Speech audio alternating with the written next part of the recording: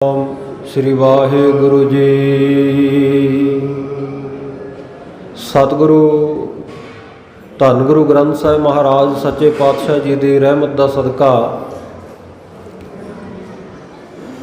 आप सारे रल मिल के गुरु चरणों विच संगत रूप दे विच जुड़ बैठे हाँ।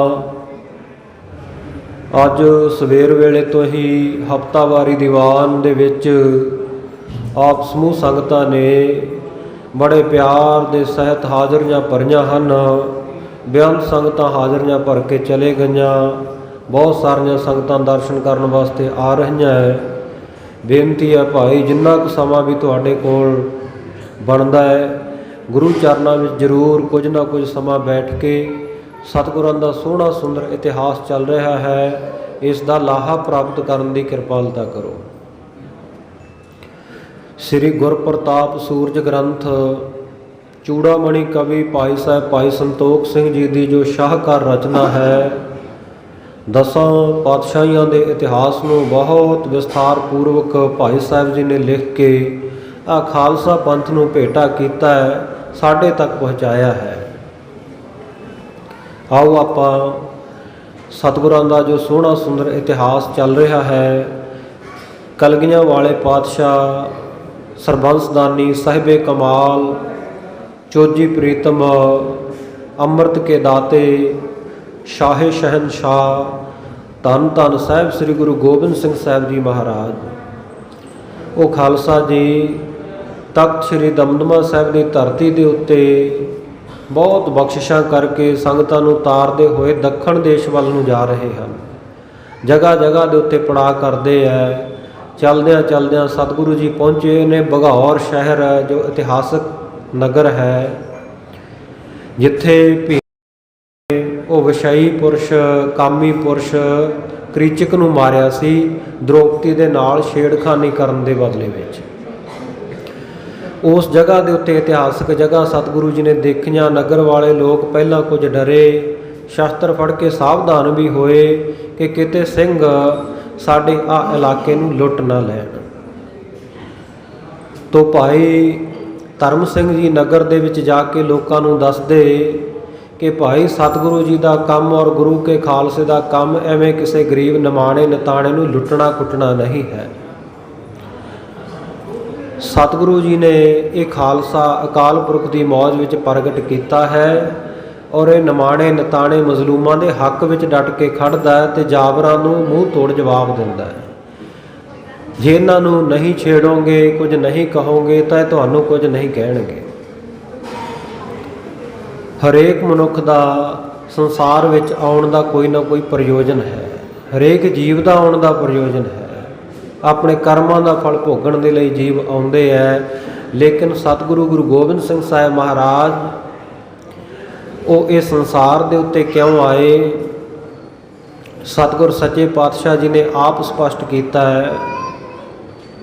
धर्म चलावन संत उबारन दुष्ट सबन को मूल उपारन, या ही काज धरा हम जन्मं समझ लेहो साधु सब मनम। हे रब दे प्यारिओ, ये गल चंगी तरह समझ लो, असी ये संसार विच क्यों आना कीता है। असी धर्म चलाउण वास्ते, पंथ चलै तब जगत में जब तुम करो सहाय, ये काज निभाउण वास्ते अकाल पुरख वाहिगुरू वालों लगी हुई ड्यूटी उन्होंने पूरिया करन वास्ते आए हाँ। असी धर्मी पुरुषां नूं उन्हां दी रख्या करांगे, उभारांगे, जग दे विच प्रगट करांगे, ते जिहड़े धर्मी पुरुषां दे दोखी है, दुष्ट लोग है, उन्हां दा संघार करांगे। यही कारण करके असी संसार दे विच आए हाँ। तो भाई धर्म सिंह जी ने जाके नगर के लोगों को समझाया। बाद विच थोड़े लोग सतगुरु जी के कोल भी चल के आए। सतगुरु ने हुक्म किया, खालसा जी किसी ने भी आ नगर दे विच जाके इन्हों आ बालन वास्ते जां गुरु के लंगरां दे बालन वास्ते, कोई रस्तां बस्तां वास्ते जां घोड़ियां दे दाणे आदि वास्ते तंगी नहीं देनी। ये डरते हैं लोग, ये नगर छड्ड के भज ना जाण, इस करके खास ख्याल रखना। सतगुरु साहिब जी के नाल भार बरदार जिहड़े भार लद के चलण वाले कुछ ऊठ भी सन। ਇਹ ਊਠ ਕਿਤੇ ਚਰਦੇ ਚਰਦੇ ਇਹ ਨਗਰ ਵਾਲਿਆਂ ਦੇ ਬਾਗ ਦੇ ਵਿੱਚ ਚਲੇ ਗਏ। ਜਦੋਂ ਬਾਗ ਵਿੱਚ ਗਏ ਇਹਨਾਂ ਨੇ ਨਾਲੇ ਤਾਂ ਮਾਰੀਆਂ ਸੁੱਟੀਆਂ, ਊਠਾਂ ਦੇ ਬਹੁਤ ਮਾਰਿਆ ਕੁੱਟਿਆ, ਕੁੱਟ-ਕੁੱਟ ਕੇ ਲਾਸਾਂ ਪਾ ਦਿੱਤੀਆਂ ਤੇ ਨਾਲੇ ਇਹਨਾਂ ਨੇ ਬਹੁਤ ਮੋਟੀਆਂ ਗੰਦੀਆਂ ਗਾਲਾਂ ਕੱਢੀਆਂ। ਜਦੋਂ ਊਠਾਂ ਦੇ ਰਖਵਾਲੇ ਸਤਿਗੁਰੂ ਜੀ ਦੇ ਦਲ ਵਿੱਚ ਜਿਹੜੇ ਉਹਨਾਂ ਨੂੰ ਪਤਾ ਲੱਗਿਆ, ਜਾ ਕੇ ਉਹਨਾਂ ਨੇ ਵੀ ਅੱਗੋਂ ਲੜਾਈ ਝਗੜਾ ਕੀਤਾ, ਡਾਂਗ ਸੋਟਾ ਚੱਲ ਪਿਆ। ਇਉਂ ਲੜਾਈ ਚਲਦੀ ਚਲਦੀ ਵੱਧ ਗਈ। ਗੁਰੂ ਕੇ ਸਿੰਘਾਂ ਨੇ ਔਰ ਜਿਹੜੇ ਊਠਾਂ ਦੇ ਰਖਵਾਲੇ ਸਤਿਗੁਰੂ ਜੀ ਦੇ ਦਲ ਵਿੱਚ ਹੈ, ਉਹਨਾਂ ਨੇ ਮਾਲੀਆਂ ਨੂੰ ਕੁੱਟ ਕੇ ਭਜਾ ਦਿੱਤਾ। ਇਹ ਮਾਲੀਆਂ ਨੇ ਜਾ ਕੇ ਪਿੰਡ ਵਿੱਚ ਆਖਿਆ ਵੀ ਬਾਹਰ ਜਿਹੜਾ ਦਲ ਉਤਰਿਆ ਹੈ ਗੁਰੂ ਕੇ ਖਾਲਸੇ, ਉਹਨਾਂ ਨੇ ਸਾਡੇ ਨਾਲ ਇਉਂ ਕੀਤੀ ਹੈ। ਪਿੰਡ ਵਾਲੇ ਕਹਿੰਦੇ ਵੀ ਚਲੋ ਜੇ ਕੋਈ ਇਕੱਲਾ ਦੁਕੱਲਾ ਸਿੰਘ ਸਾਡੇ ਨਗਰ ਦੇ ਵਿੱਚ ਆਵੇਗਾ, ਉਸ ਵੇਲੇ ਕਹਿੰਦੇ ਆਪਾਂ ਉਹਨੂੰ ਮੁੱਕਿਆਂ ਦੇ ਨਾਲ, ਡਾਂਗਾ ਸੋਟੀਆਂ ਦੇ ਨਾਲ ਮਾਰ ਕੁਟਾਈ ਕਰਾਂਗੇ। ਅਚਨਚੇਤ ਇੱਕ ਗੁਰੂ ਕਾ ਸਿੰਘ ਨਗਰ ਵਿੱਚ ਜਾਂਦਾ, ਕੋਈ ਰਸਤ ਪਾਣੀ ਲੈਣ ਵਾਸਤੇ, ਦੁਕਾਨਾਂ ਤੋਂ ਖਰੀਦਣ ਵਾਸਤੇ, ਗੁਰੂ ਕੇ ਲੰਗਰਾਂ ਵਾਸਤੇ ਇਹਨਾਂ ਨੇ ਸਿੰਘ ਦੇ ਉੱਤੇ ਹਮਲਾ ਕੀਤਾ। ਗੁਰੂ ਕੇ ਸਿੰਘ ਨੇ ਅੱਗੋਂ ਸ਼ਸਤਰਧਾਰੀ ਸੀ, ਗੱਤਕੇ ਦਾ ਖਿਡਾਰੀ ਸੀ, ਬੜੀ ਫੁਰਤੀ ਦੇ ਨਾਲ ਤਲਵਾਰ ਕੱਢ ਕੇ 2-3 ਦੁਸ਼ਟਾਂ ਨੂੰ ਝਟਕਾ ਦਿੱਤਾ। ਜਦੋਂ 2-3 ਬੰਦੇ ਮਾਰੇ ਦੇਖੇ, ਨਗਰ ਵਾਲੇ ਬੜੇ ਗੁੱਸੇ ਹੋ ਗਏ। ਇੱਧਰ ਸਿੰਘਾਂ ਨੇ ਵੀ ਸੁਣਿਆ ਵੀ ਲੜਾਈ ਹੋ ਰਹੀ ਹੈ, ਰੌਲਾ ਰੱਪਾ ਕਨਸੋ ਜਦੋਂ ਸੁਣੀ, ਸਿੰਘ ਵੀ ਚੜ੍ਹ ਕੇ ਆ ਗਏ ਸਿੰਘ ਦੀ ਮਦਦ ਦੇ ਵਾਸਤੇ। ਉਹ ਪਿੰਡ ਦੇ ਵਿੱਚ, ਇਹ ਬਘੌਰ ਸ਼ਹਿਰ ਦੇ ਵਿੱਚ ਬਹੁਤ ਭਾਰੀ ਹੰਗਾਮਾ ਹੋ ਗਿਆ, ਲੜਾਈ ਹੋ ਗਈ ਦੋਵੇਂ ਧਿਰਾਂ ਦੀ। ਇੱਧਰ ਗੁਰੂ ਕੇ ਖਾਲਸੇ, ਉੱਧਰ ਪਿੰਡ ਵਾਲੇ। ਰਣਨੀਤੀ ਵਰਤਦਿਆਂ ਹੋਇਆਂ ਇੱਕ ਉੱਚੇ ਟਿੱਬੇ ਦੇ ਉੱਤੇ, ਉੱਚੀ ਪਹਾੜੀ ਦੇ ਉੱਤੇ ਕਿਲੇ ਦੇ ਬਰਾਬਰ ਤੋਪ ਖੜੀ ਕਰਕੇ ਗੁਰੂ ਕੇ ਸਿੰਘਾਂ ਨੇ 4-5 ਤੋਪ ਦੇ ਗੋਲੇ ਦਾਗੇ। ਕਿਲੇ ਦਾ ਦਰਵਾਜ਼ਾ ਤੋੜ ਦਿੱਤਾ। ਇਹ ਡਰਦੇ ਮਾਰੇ ਕੁਝ ਬਾਹਰ ਨਿਕਲੇ। ਝੰਡਾ ਫਹਿਰਾ ਦਿੱਤਾ ਇਹਨਾਂ ਨੇ ਚਿੱਟੇ ਰੰਗ ਦਾ ਵੀ ਅਸੀਂ ਗੁਰੂ ਕੀ ਸ਼ਰਨ ਦੇ ਵਿੱਚ ਹਾਂ, ਸਾਨੂੰ ਕੁਝ ਨਾ ਕੋ ਬਖਸ਼ ਲਓ। ਇਉਂ ਸਤਿਗੁਰ ਸੱਚੇ ਪਾਤਸ਼ਾਹ ਜੀ ਦੇ ਸਿੰਘਾਂ ਨੇ ਇਹ ਤੁਰੇ ਜਾਂਦਿਆਂ ਰਾਹ ਵਿੱਚ ਅਚਨਚੇਤ ਪਈ ਹੋਈ ਜੰਗ ਨੂੰ ਫਤਿਹ ਕੀਤਾ। ਇੱਥੋਂ ਤੱਕ ਆਪਾਂ ਕੱਲ੍ਹ ਇਤਿਹਾਸ ਸਰਵਣ ਕਰ ਚੁੱਕੇ ਹਾਂ। ਆਓ ਅੱਗੇ ਜਿਵੇਂ ਸਤਿਗੁਰ ਸੱਚੇ ਪਾਤਸ਼ਾਹ ਦਾ ਸੋਹਣਾ ਸੁੰਦਰ ਇਤਿਹਾਸ ਆ ਰਿਹਾ ਹੈ, ਬੜੇ ਪਿਆਰ ਦੇ ਨਾਲ ਗੁਰ ਇਤਿਹਾਸ ਦੇ ਨਾਲ ਜੁੜੀਏ। ਸਤਿਨਾਮ ਸ੍ਰੀ ਵਾਹਿਗੁਰੂ ਸਾਹਿਬ ਜੀ। ਚੌਪਈ ਗੁਰ ਕਹੀ ਖਾਲਸੇ ਸਾਨੂੰ ਸੁਣਾਈ। ਸਤਿਗੁਰੂ ਸ੍ਰੀ ਗੁਰੂ ਗੋਬਿੰਦ ਸਿੰਘ ਸਾਹਿਬ ਮਹਾਰਾਜ ਖਾਲਸੇ ਨੂੰ ਸੁਣਾ ਕੇ ਬਚਨ ਕਹਿਣ ਲੱਗੇ। ਅਬਰਣ ਸੁਲਤਾਨੀ ਕੋ ਕਰਾਈ। ਕਹਿੰਦੇ ਖਾਲਸਾ ਜੀ ਆਪਾਂ ਤਾਂ ਇਹਨਾਂ ਦੇ ਨਾਲ ਬਹੁਤ ਲੜ ਰਿਹਾ, ਹੁਣ ਕਹਿੰਦੇ ਤੁਹਾਨੂੰ ਦਿਖਾਵਾਂਗੇ ਪਾਤਸ਼ਾਹੀ ਯੁੱਧ ਹੁੰਦਾ। ਇਹ ਬਾਦਸ਼ਾਹ ਦੇ ਲੜਕੇ ਜਿਹੜੇ ਐ ਇਹ ਆਪਸ ਵਿੱਚ ਹੀ ਲੜਨਗੇ, ਪਾਤਸ਼ਾਹੀ ਯੁੱਧ ਦਿਖਾਵਾਂਗੇ। ਹਰ ਹਰ ਜੀਤ ਸਗਰੋ ਨਿਹਾਰ। ਦੇਖੋ ਫਿਰ ਤੁਸੀਂ ਸਾਰੇ ਆਪਣੀਆਂ ਅੱਖਾਂ ਦੇ ਨਾਲ ਕਿਹਦੀ ਹਾਰ ਹੁੰਦੀ ਹੈ, ਕਿਹਦੀ ਜਿੱਤ ਹੁੰਦੀ ਹੈ। ਦੋਵੇਂ ਦਿਸ਼ਾਵਾਂ ਤੋਂ ਤੁਰਕ ਹੀ ਲੜਨਗੇ। ਤੁਰਕਾਂ ਦਾ ਤੁਰਕਾਂ ਦੇ ਨਾਲ ਯੁੱਧ ਕਰਵਾਵਾਂਗੇ ਤੇ ਜੁਝਾਰੂ ਸੂਰਮੇ ਦੋਵੇਂ ਦਿਸ਼ਾਵਾਂ ਦੇ ਇਸ ਜੰਗ ਦੇ ਵਿੱਚ ਮਰਨਗੇ। ਕਰਤਾਰ ਦੇ ਸੋ ਤਖਤ ਪਾਈ। ਕਰਤਾਰ ਅਕਾਲ ਪੁਰਖ ਵਾਹਿਗੁਰੂ ਜੀ ਦੇ ਉੱਤੇ ਬਖਸ਼ਿਸ਼ ਕਰੇਗਾ, ਉਹ ਰਾਜ ਭਾਗ ਦਾ ਦਿੱਲੀ ਤਖਤ ਦਾ ਮਾਲਕ ਬਣੇਗਾ। ਬਾਦੀ ਕਲੇਸ਼ ਜੀਵਨ ਬਿਹਾਈ। ਕਿਉਂਕਿ ਜਿਹੜਾ ਇਹ ਦਿੱਲੀ ਦਾ ਰਾਜਾ ਔਰੰਗਜ਼ੇਬ ਹੈ, ਬੜਾ ਬਾਦੀ ਝਗੜਾਲੂ ਹੈ, ਉਹ ਤਾਂ ਕਹਿੰਦੇ ਜੀਵਨ ਬਹਾ ਗਿਆ, ਉਹ ਮਰ ਗਿਆ ਹੈ। ਸੁਨ ਭਨੈ ਸਿੰਘ ਬੜ ਪੁੱਤਰ ਲੀਨ। ਉਸ ਵੇਲੇ ਸੁਣ ਕੇ ਗੁਰੂ ਕੇ ਸਿੰਘ ਕਹਿੰਦੇ ਆ, ਕਹਿੰਦੇ ਜੀ ਦਿੱਲੀ ਦਾ ਤਖਤ ਜਿਹੜਾ ਉਹ ਤਾਂ ਔਰੰਗਜ਼ੇਬ ਬਾਦਸ਼ਾਹ ਦੇ ਵੱਡੇ ਪੁੱਤਰ ਤਾਰਾ ਆਜ਼ਮ ਨੇ ਪ੍ਰਾਪਤ ਕਰ ਲਿਆ ਹੈ। ਹੁਣ ਉਹਦੇ ਤੋਂ ਕੌਣ ਖੋ ਸਕਦਾ ਹੈ, ਕਿਉਂਕਿ 22 ਲੱਖ ਫੌਜ ਦਾ ਮਾਲਕ ਹੈ, ਬੜੇ ਭਾਰੀ ਬਲ ਪ੍ਰਤਾਪ ਵਾਲਾ ਹੈ। ਤਾਰਾ ਆਜ਼ਮ ਦਿੱਲੀ ਦੇ ਤਖਤ ਤੇ ਔਰੰਗਜ਼ੇਬ ਦੀ ਜਗ੍ਹਾ ਤੇ ਬਹਿ ਗਿਆ, ਹੁਣ ਉਹਦੇ ਤੋਂ ਕੌਣ ਖੋ ਸਕਦਾ ਹੈ। ਸਮਰੱਥ ਆਪ ਹੋ ਜਗਤਨਾਥ। ਨਾਲ ਹੀ ਸਿੰਘ ਭਾਵਨਾ ਵੀ ਪ੍ਰਗਟ ਕਰਦੇ ਆ, ਪਰ ਸਤਿਗੁਰੂ ਸੱਚੇ ਪਾਤਸ਼ਾਹ ਆਪ ਜੀ ਤਾਂ ਸਮਰੱਥ ਹੋ, ਹਰ ਪ੍ਰਕਾਰ ਦੀ ਸ਼ਕਤੀ ਸਹਿਤ ਹੋ। ਅਨਗਨਤ ਬਾਣੀ ਜਾਈ ਸਾਧ। ਇਹ ਸੰਸਾਰ ਦੇ ਮਾਲਕ ਗੁਰੂ ਗੋਬਿੰਦ ਸਿੰਘ ਸਾਹਿਬ ਮਹਾਰਾਜ, ਅਸੀਂ ਸੁਣਿਆ ਵੀ ਅਣਗਿਣਤੀ ਫੌਜ, 22 ਲੱਖ ਫੌਜ ਉਹਦੇ ਨਾਲ, ਜਿਹੜੀ ਹਮੇਸ਼ਾ ਉਹਦੇ ਨਾਲ ਤੁਰਦੀ ਹੈ, ਤਾਰਾ ਆਜ਼ਮ ਦੇ। ਗੁਰ ਕੈ ਪ੍ਰਭੂ ਕੇ ਮਹਿਦ ਖੇਲ। ਸਤਿਗੁਰੂ ਜੀ ਕਹਿੰਦੇ ਭਾਈ ਪਰਮੇਸ਼ਰ ਦਾ ਵਾਹਿਗੁਰੂ ਦਾ ਜਿਹੜਾ ਖੇਲ ਆ ਨਾ ਇਹ ਬਿਲਕੁਲ ਨਿਆਰਾ ਹੈ। ਇਕ ਲੇਖ ਸਗਲ ਨੇ ਸਗਲ ਸਕੈ ਭੇਦ। ਵਾਹਿਗੁਰੂ ਦੀ ਕਰਨੀ ਨੂੰ ਵਾਹਿਗੁਰੂ ਦੀ ਖੇਡ ਨੂੰ ਆਪਾਂ ਸਾਰੇ ਦੇਖ ਤਾਂ ਸਕਦੇ ਹਾਂ, ਪਰ ਕਿਸੇ ਵਿੱਚ ਐਸੀ ਸਮਰੱਥਾ ਨਹੀਂ ਕਿ ਵਾਹਿਗੁਰੂ ਦੇ ਭਾਣੇ ਨੂੰ ਰੋਕ ਸਕੇ। ਏਮ ਕਰਤ ਬਾਦ ਗਏ ਕਿਤਕ ਕੋਸ। ਇਉਂ ਗੱਲਾਂ ਬਾਤਾਂ ਬਚਨ ਮਿਲਾਸ ਸਤਿਗੁਰੂ ਕਰਦੇ ਹੋਏ ਇਹ ਬਘੌਰ ਨਗਰ ਤੋਂ ਕਈ ਕੋ ਅੱਗੇ ਚਲੇ ਗਏ। ਕੀਏ ਸਿਵਰ ਬਲੋਕੇ ਫਲ ਆਦੇਸ਼। ਇੱਕ ਸੁੰਦਰ ਜਗ੍ਹਾ ਦੇਖ ਕੇ ਸਤਿਗੁਰ ਸੱਚੇ ਪਾਤਸ਼ਾਹ ਜੀ ਨੇ ਟਿਕਾਣਾ ਕਰਨ ਦਾ ਹੁਕਮ ਕੀਤਾ। ਗੁਰ ਕੇਰ ਬੀਰ ਰਿਪ ਬਿਰਕਨ ਸੰਗ ਸਿੰਘ। ਬਹੁਤ ਸੁੰਦਰ ਜਗ੍ਹਾ ਦੇਖ ਕੇ ਟਿਕਾਣਾ ਕੀਤਾ। ਗੁਰੂ ਦੇ ਜਿਹੜੇ ਸਿੰਘ ਹੈ ਉਹ ਸਾਧ ਸੰਗਤ ਜੀ ਦੁਸ਼ਮਣਾਂ ਦੇ ਉੱਤੇ ਇਉਂ ਆ ਵੀ ਜਿਵੇਂ ਦੁਸ਼ਮਣ ਮਿਰਗ ਹੋਣ ਤੇ ਗੁਰੂ ਕੇ ਸਿੰਘ ਸ਼ੇਰਾਂ ਦੀ ਤਰ੍ਹਾਂ ਹਨ। ਕਰਨ ਮੋ ਸਬਨ ਸੰਤੋਖ ਸਿੰਘ। ਭਾਈ ਸੰਤੋਖ ਸਿੰਘ ਜੀ ਕਹਿੰਦੇ ਮੈਂ ਸਾਰੇ ਗੁਰੂ ਕੇ ਸਿੰਘਾਂ ਨੂੰ ਨਮਸਕਾਰ ਕਰਦਾ ਹਾਂ। ਦੋਹਰਾ ਬਲਬ ਬੁਖਾਰੇ ਕੀ ਦਿਸ਼ਾ। ਇੱਧਰ ਜਿਹੜਾ ਬਲਖ ਬੁਖਾਰਾ ਇਲਾਕਾ ਹੈ ਸਾਰਿਆਂ ਨੇ ਨਾਂ ਸੁਣਿਆ ਹੋਣਾ ਬਲਖ ਬੁਖਾਰੇ ਸ਼ਹਿਰ ਦਾ। ਤਾਂ ਆਮ ਆਪਾਂ ਇੱਕ ਕਹਾਵਤ ਵਰਤਦੇ ਆ ਵੀ ਜੋ ਮੌਜਾਂ ਬਲਖ ਨਾ ਬੁਖਾਰੇ ਉਹ ਮੌਜਾਂ ਛੱਜੂ ਦੇ ਚਵਾਰੇ। ਸੋ ਜਿਹੜਾ ਬਲਖ ਬੁਖਾਰਾ ਇਹ ਸ਼ਹਿਰ ਨੇ ਇਹ ਸਾਧ ਸੰਗਤ ਜੀ ਅਫਗਾਨਿਸਤਾਨ ਤੋਂ ਪਾਰਲੇ ਪਾਸੇ ਤੁਰਕਮਨਸਤਾਨ ਪੈਂਦਾ। ਸੋ ਤੁਰਕਮਨਸਤਾਨ ਤੇ ਰੂਸ ਦਾ ਥੋੜਾ ਜਿਹਾ ਭਾਗ ਲੱਗਦਾ, ਉਸ ਪਾਸੇ ਜਿਹੜੇ ਇਹ ਬਲਖ ਅਤੇ ਬੁਖਾਰਾ ਸ਼ਹਿਰ ਹਨ। ਸੋ ਇਹਨਾਂ ਇਲਾਕਿਆਂ ਵਿੱਚ ਬਹਾਦਰ ਸ਼ਾਹ ਜਿਹੜਾ ਔਰੰਗਜ਼ੇਬ ਦਾ ਛੋਟਾ ਪੁੱਤ ਹੈ ਬਹਾਦਰ ਸ਼ਾਹ ਉਹ ਇਸ ਇਲਾਕੇ ਵਿੱਚ ਗਿਆ ਹੋਇਆ। ਜਦੋਂ ਇਹਨੇ ਖਬਰ ਸੁਣੀ ਕਿ ਮੇਰਾ ਪਿਤਾ ਔਰੰਗਜ਼ੇਬ ਬਹੁਤ ਬਿਮਾਰ ਹੋ ਗਿਆ, ਗੰਭੀਰ ਹਾਲਤ ਹੈ, ਉਧਰ ਨੂੰ ਜਾਂਦਾ ਜਾਂਦਾ ਇਹ ਤੁਰੰਤ ਹੀ ਉਸ ਰਸਤਿਓਂ ਵਾਪਸ ਮੁੜ ਪਿਆ। ਕਰਤ ਪੂਜ ਦਰ ਪੂਜ ਪਧਾਰਾ। ਪੜਾ ਦਰ ਪੜਾ ਵਾਹੋ ਦਾਹੀ ਇਹ ਵਾਪਸ ਮੁੜ ਆਇਆ।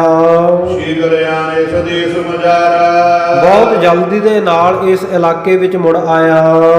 ਪਿਤਾ ਹੱਥ ਭਰਾਤਾ ਸਲਤਨਤ ਦੀਨ।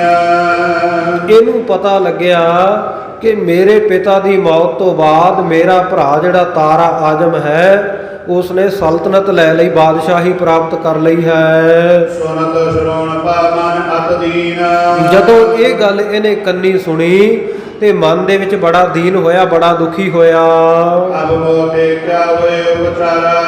ਉਸ ਵੇਲੇ ਬਹਾਦਰ ਸ਼ਾਹ ਕਹਿੰਦਾ ਹੈ ਵੀ ਹੁਣ ਮੇਰੇ ਤੋਂ ਕੀ ਉਪਚਾਰ ਹੋ ਸਕਦਾ, ਕੀ ਪ੍ਰਬੰਧ ਹੋ ਸਕਦਾ ਹੈ, ਹੁਣ ਮੈਂ ਕੀ ਕਰ ਸਕਦਾ ਹਾਂ। ਇਸ ਪ੍ਰਕਾਰ ਹੋਏ ਪ੍ਰਾਣ ਉਬਾਰਾ। ਮੇਰੇ ਪ੍ਰਾਣਾਂ ਦਾ ਬਚਾਅ ਕਿਵੇਂ ਹੋਵੇ। ਹੁਣ ਇਹਦੇ ਮਨ ਵਿੱਚ ਇਹ ਨਹੀਂ ਕਿ ਮੈਂ ਰਾਜ ਭਾਗ ਲੈਣਾ ਹੈ, ਇਹਦੇ ਮਨ ਦੇ ਵਿੱਚ ਤਾਂ ਇਹ ਹੈ ਵੀ ਹੁਣ ਮੇਰੇ ਪ੍ਰਾਣਾਂ ਦੀ ਰੱਖਿਆ ਕਿਵੇਂ ਹੋਵੇ, ਮੇਰੀ ਜ਼ਿੰਦਗੀ ਕਿਵੇਂ ਬਚੇ।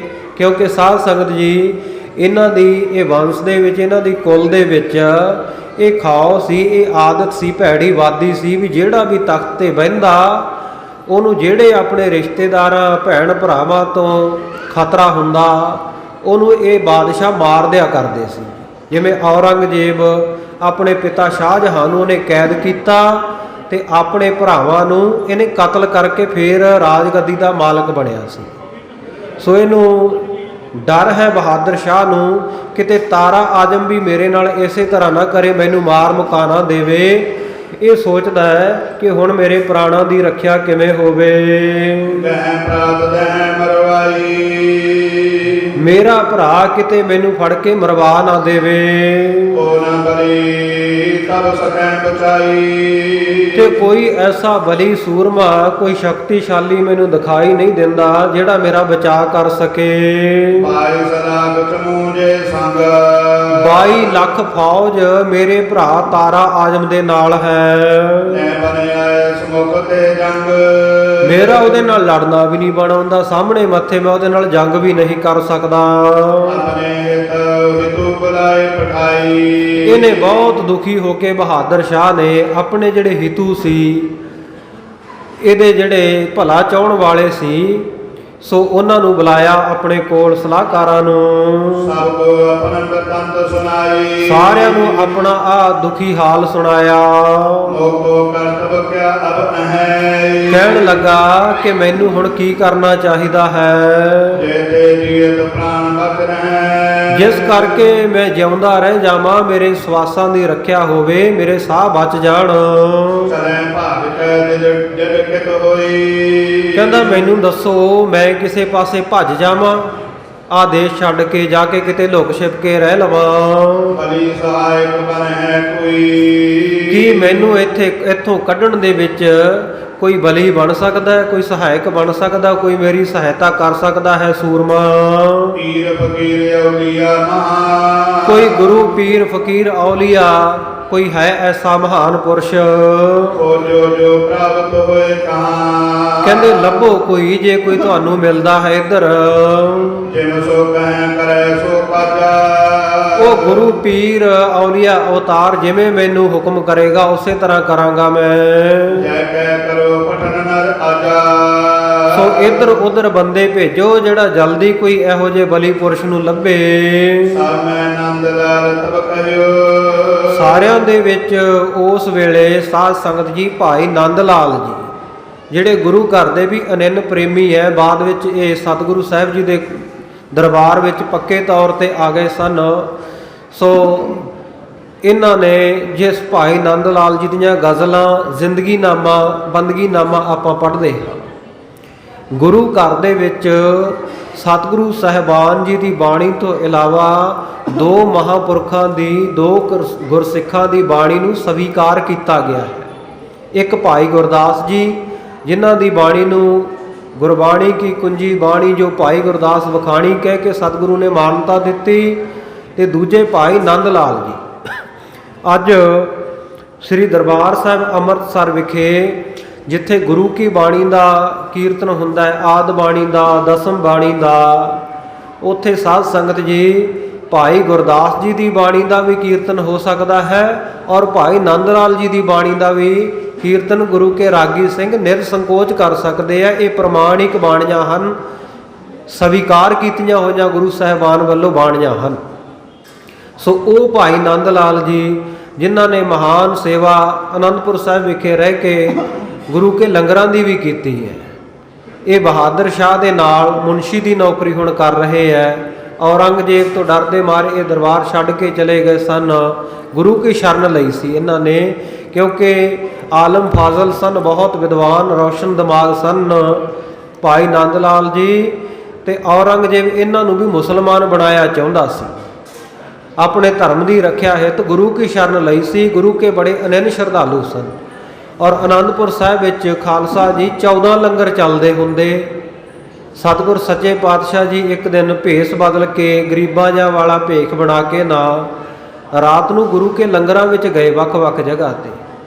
ਸਾਰੇ ਲੰਗਰਾਂ ਦੇ ਵਿੱਚ ਜਿਹੜੇ ਲੰਗਰ ਵਿੱਚ ਜਾਂਦੇ ਐ, ਅੱਧੀ ਰਾਤ ਦਾ ਸਮਾਂ ਲੰਗਰੀ ਅੱਗੋਂ ਮਾੜੇ ਬੋਲ ਕਬੋਲ ਕਰਦੇ ਐ। ਜਦੋਂ ਕਹਿੰਦੇ ਆ ਪ੍ਰਸ਼ਾਦਾ ਛਕਣਾ ਹੈ, ਕਹਿੰਦੇ ਅੱਧੀ ਰਾਤ ਦਾ ਸਮਾਂ, ਤੈਨੂੰ ਹੁਣੇ ਪ੍ਰਸ਼ਾਦਾ ਯਾਦ ਆਇਆ, ਅਸੀਂ ਵੀ ਆਰਾਮ ਕਰਨਾ ਹੁੰਦਾ। ਕਰਦਿਆਂ ਕਰਾਉਂਦਿਆਂ ਜਦੋਂ ਭਾਈ ਨੰਦ ਲਾਲ ਜੀ ਦੇ ਲੰਗਰ ਵਿੱਚ ਪਹੁੰਚੇ ਔਰ ਇੱਥੋਂ ਬੜੀ ਭਾਵਨਾ ਦੇ ਨਾਲ ਗੁਰੂ ਸਾਹਿਬ ਜੀ ਨੂੰ ਸਿੱਖ ਦੇ ਭੇਸ ਵਿੱਚ ਹੈ, ਭਾਈ ਨੰਦ ਲਾਲ ਜੀ ਨੇ ਭਾਵਨਾ ਕਰਕੇ ਵੀ ਕੋਈ ਗੁਰੂ ਕਾ ਸਿੱਖ ਰਾਹੀ ਪੰਧ ਹੀ ਆਇਆ, ਪ੍ਰਸ਼ਾਦਾ ਛਕਾਇਆ ਸੀ। ਦੂਜੇ ਦਿਨ ਸਤਿਗੁਰੂ ਜੀ ਨੇ ਸਾਰੇ ਲੰਗਰੀਆਂ ਨੂੰ ਬੁਲਾਇਆ। ਕਹਿੰਦੇ ਭਾਈ ਗੁਰੂ ਕੇ ਲੰਗਰਾਂ ਦੀ ਸੇਵਾ ਠੀਕ ਚੱਲ ਰਹੀ ਆ? ਸਾਰੇ ਅੱਗੇ ਵੱਧ ਕੇ ਕਹਿੰਦੇ ਜੀ ਮੈਂ ਵਧੀਆ ਸੇਵਾ ਕਰਦਾ। ਦੂਜਾ ਕਹਿੰਦਾ ਮੈਂ ਵਧੀਆ ਕਰਦਾ। ਸਤਿਗੁਰੂ ਕਹਿੰਦੇ ਮੈਂ ਰਾਤ ਦੇਖਿਆ ਹੀ ਆ, ਤੁਸੀਂ ਮੈਨੂੰ ਧੱਕੇ ਮਾਰ ਮਾਰ ਕੇ ਲੰਗਰਾਂ ਵਿੱਚੋਂ ਕੱਢਤਾ। ਜੇ ਸੇਵਾ ਪ੍ਰਵਾਨ ਆ ਤਾਂ ਭਾਈ ਨੰਦ ਲਾਲ ਜੀ ਸ਼ਰਧਾ ਭਾਵਨਾ ਨਾਲ ਕਰਦੇ ਆ, ਉਹਨਾਂ ਦੀ ਸੇਵਾ ਪ੍ਰਵਾਨ ਹੈ। ਉਹ ਭਾਈ ਨੰਦ ਲਾਲ ਜੀ ਇਹ ਬਹਾਦਰ ਸ਼ਾਹ ਦੇ ਨਾਲ ਮੁਨਸ਼ੀ ਦੀ ਡਿਊਟੀ ਕਰ ਰਹੇ ਹੈ, ਮੁਨਸ਼ੀ ਦੀ ਜ਼ਿੰਮੇਵਾਰੀ ਨਿਭਾਉਂਦੇ ਆ, ਉਹਦੇ ਮੁੱਖ ਸਲਾਹਕਾਰ ਦੀ। ਸੋ ਉਹ ਭਾਈ ਨੰਦ ਲਾਲ ਜੀ ਇਹਦੇ ਸਲਾਹਕਾਰ ਆ, ਜਿਹੜੇ ਇਹਦੇ ਵਿਸ਼ਵਾਸ ਪਾਤਰ ਹੈ, ਜਿੰਨੇ ਖੈਰ ਖੁਆ, ਉਹਨਾਂ ਵਿੱਚੋਂ ਇੱਕ ਭਾਈ ਨੰਦ ਲਾਲ ਜੀ ਹਨ। ਭਾਈ ਨੰਦ ਲਾਲ ਜੀ ਨੂੰ ਜਦੋਂ ਕਿਹਾ ਵੀ ਭਾਈ ਤੇਰੀ ਨਿਗਾਹ ਵਿੱਚ ਕੋਈ ਹੈ ਸਾਡੀ ਰੱਖਿਆ ਕਰਨ ਵਾਲਾ, ਭਾਈ ਨੰਦ ਲਾਲ ਜੀ ਕਹਿੰਦੇ ਬਹਾਦਰ ਸ਼ਾਹ ਕਹਿੰਦੇ ਹੋਰ ਨਹੀਂ ਦੁਨੀਆ ਦੇ ਵਿੱਚ ਕੋਈ ਇੱਕੋ ਇੱਕ ਸ੍ਰੀ ਗੁਰੂ ਗੋਬਿੰਦ ਸਿੰਘ ਸਾਹਿਬ ਮਹਾਰਾਜ ਐਸੇ ਹਨ। ਤਿਨ ਸਮ ਪ੍ਰਾਪਤ ਕਮ ਨਾ ਕੋਈ। ਉਹਨਾਂ ਦੇ ਬਰਾਬਰ ਉਹਨਾਂ ਦਾ ਸਾਨੀ ਕੋਈ ਆਪਾਂ ਨੂੰ ਮਿਲੇਗਾ ਨਹੀਂ। ਸਗਲ ਜਗਤ ਫਿਰ ਖੋਜੋ ਜੋਈ। ਭਾਵੇਂ ਸਾਰੇ ਸੰਸਾਰ ਦੇ ਵਿੱਚ ਅਸੀਂ ਲੱਭ ਲਈਏ, ਗੁਰੂ ਗੋਬਿੰਦ ਸਿੰਘ ਸਾਹਿਬ ਮਹਾਰਾਜ ਵਰਗਾ ਸਾਨੂੰ ਕੋਈ ਯੋਧਾ ਸੂਰਬੀਰ ਔਰ ਰੱਖਿਆ ਕਰਨ ਵਾਲਾ ਗੁਰੂ ਨਹੀਂ ਮਿਲੇਗਾ। ਤੁਮ ਵੀ ਜਾਣਤ ਪਲ ਭਾਂਤ। ਬਹਾਦਰ ਸ਼ਾਹ ਤੁਸੀਂ ਵੀ ਇਸ ਗੱਲ ਨੂੰ ਭਲੀ ਭਾਂਤ ਜਾਣਦੇ ਹੋ। ਬਿਦਤ ਸਬਨ ਮੈਂ ਜਨ ਕਰਮਾਤੀ। ਜਿਨ੍ਹਾਂ ਦੀ ਕਰਾਮਾਤ, ਜਿਨ੍ਹਾਂ ਦੀ ਸ਼ਕਤੀ ਸਾਰਿਆਂ ਵਿੱਚ ਪ੍ਰਤੱਖ ਹੀ ਸਾਰਿਆਂ ਦੇ ਵਿੱਚ ਪ੍ਰਗਟ ਹੈ। ਕਿਰਪਾ ਕਰੇ ਜੇ ਬਣੈ ਸਹਾਈ। ਜੇ ਸਤਿਗੁਰੂ ਗੁਰੂ ਗੋਬਿੰਦ ਸਿੰਘ ਸਾਹਿਬ ਮਹਾਰਾਜ ਕਿਰਪਾ ਕਰ ਦੇਣ ਤੇ ਉਹ ਸਾਡੇ ਸਹਾਇਕ ਬਣਨ। ਆਓ ਜਗ ਕੀ ਸਲਤਨ ਤਿਉ ਲਿਓ ਪਾਈ। ਕਹਿੰਦੇ ਬਾਦਸ਼ਾਹ ਕੱਲੇ ਪ੍ਰਾਣਾਂ ਦੀ ਰੱਖਿਆ ਦੀ ਗੱਲ ਕੀ ਕਰਦਾ, ਆ ਸਾਰੇ ਜਗਤ ਦੀ, ਸਾਰੇ ਦੇਸ਼ ਦੀ ਤੈਨੂੰ ਉਹ ਬਾਦਸ਼ਾਹੀ ਬਖਸ਼ ਦੇਣ। ਸੁਨਤ ਬਹਾਦਰ ਸ਼ਾਹ ਆਨੰਦ। ਬਹਾਦਰ ਸ਼ਾਹ ਨੇ ਜਦੋਂ ਸੁਣਿਆ ਉਹਨੂੰ ਬੜਾ ਆਨੰਦ ਆਇਆ, ਬੜਾ ਖੁਸ਼ ਹੋਇਆ। ਕਹਿਓ ਕਿ ਦੇਖੈ ਸੋ ਜਗ ਬੰਦ। ਉਸ ਵੇਲੇ ਬਹਾਦਰ ਸ਼ਾਹ ਨੇ ਆਖਿਆ, ਕਹਿੰਦੇ ਨਿਸ਼ਚੈ ਹੀ ਵਾਕਿਆ ਸਤਿਗੁਰੂ ਗੁਰੂ ਗੋਬਿੰਦ ਸਿੰਘ ਜਗਤ ਦੇ ਬੰਦਨਾ ਕਰਨ ਯੋਗ ਹਨ। ਸਾਰਾ ਸੰਸਾਰ ਉਹਨਾਂ ਨੂੰ ਨਮਸਕਾਰ ਕਰਦਾ ਹੈ। ਸੁਣ ਮੁਨਸੀ ਤੁਰ ਬਿਨ ਕੋ ਜਾਈ। ਕਹਿਣ ਲੱਗੇ ਮੁਨਸ਼ੀ, ਬਹਾਦਰ ਸ਼ਾਹ ਕਹਿੰਦਾ ਮੁਨਸ਼ੀ ਭਾਈ ਨੰਦ ਲਾਲ ਜੀ, ਤੇਰੇ ਤੋਂ ਬਿਨਾ ਕਹਿੰਦੇ ਕੌਣ ਹੈ ਜਿਹੜਾ ਗੁਰੂ ਸਾਹਿਬ ਕੋਲੇ ਜਾ ਸਕੇ। ਜਾਏ ਤਾਕੋ ਨਾਏ ਸਕੈਲ ਜਾਈ। ਜੇ ਕਹਿੰਦੇ ਮੈਂ ਕਿਸੇ ਨੂੰ ਹੋਰ ਭੇਜ ਵੀ ਦਿੰਦਾ, ਹੋਰ ਕੋਈ ਜਾਂਦਾ ਵੀ ਹੈ, ਤਾਂ ਗੁਰੂ ਨੂੰ ਕੋਈ ਰਿਝਾ ਨਹੀਂ ਸਕਦਾ, ਗੁਰੂ ਨੂੰ ਖੁਸ਼ ਨਹੀਂ ਕਰ ਸਕਦਾ ਤੇਰੇ ਬਿਨਾ। ਤੁਝ ਪਰ ਕਿਰਪਾ ਕਰੇ ਬੋ ਤੇਰੀ। ਕਿਉਂਕਿ ਸਤਿਗੁਰੂ ਸਾਹਿਬ ਜੀ ਦੀ ਤੇਰੇ ਉੱਤੇ ਬਹੁਤ ਕਿਰਪਾ, ਤੇ ਹੁਣ ਵੀ ਬਹੁਤ ਕਿਰਪਾ ਕਰਨਗੇ। ਹਾਕਮ ਰਾਏ ਸੰਗ ਹੋਏ ਤੇਰੀ। ਆ ਨਾਲ ਹਾਕਮ ਰਾਏ ਨੂੰ ਨਾਲ ਲੈ ਜਾ, ਇਹ ਵੀ ਤੇਰਾ ਸੰਗ ਕਰੇਗਾ, ਤੇਰੇ ਨਾਲ ਜਾਵੇਗਾ।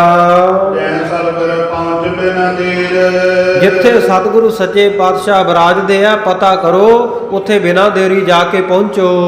ਕਰ ਕਾਰਜ ਸਦਿਆਵੋ ਪੀਰ।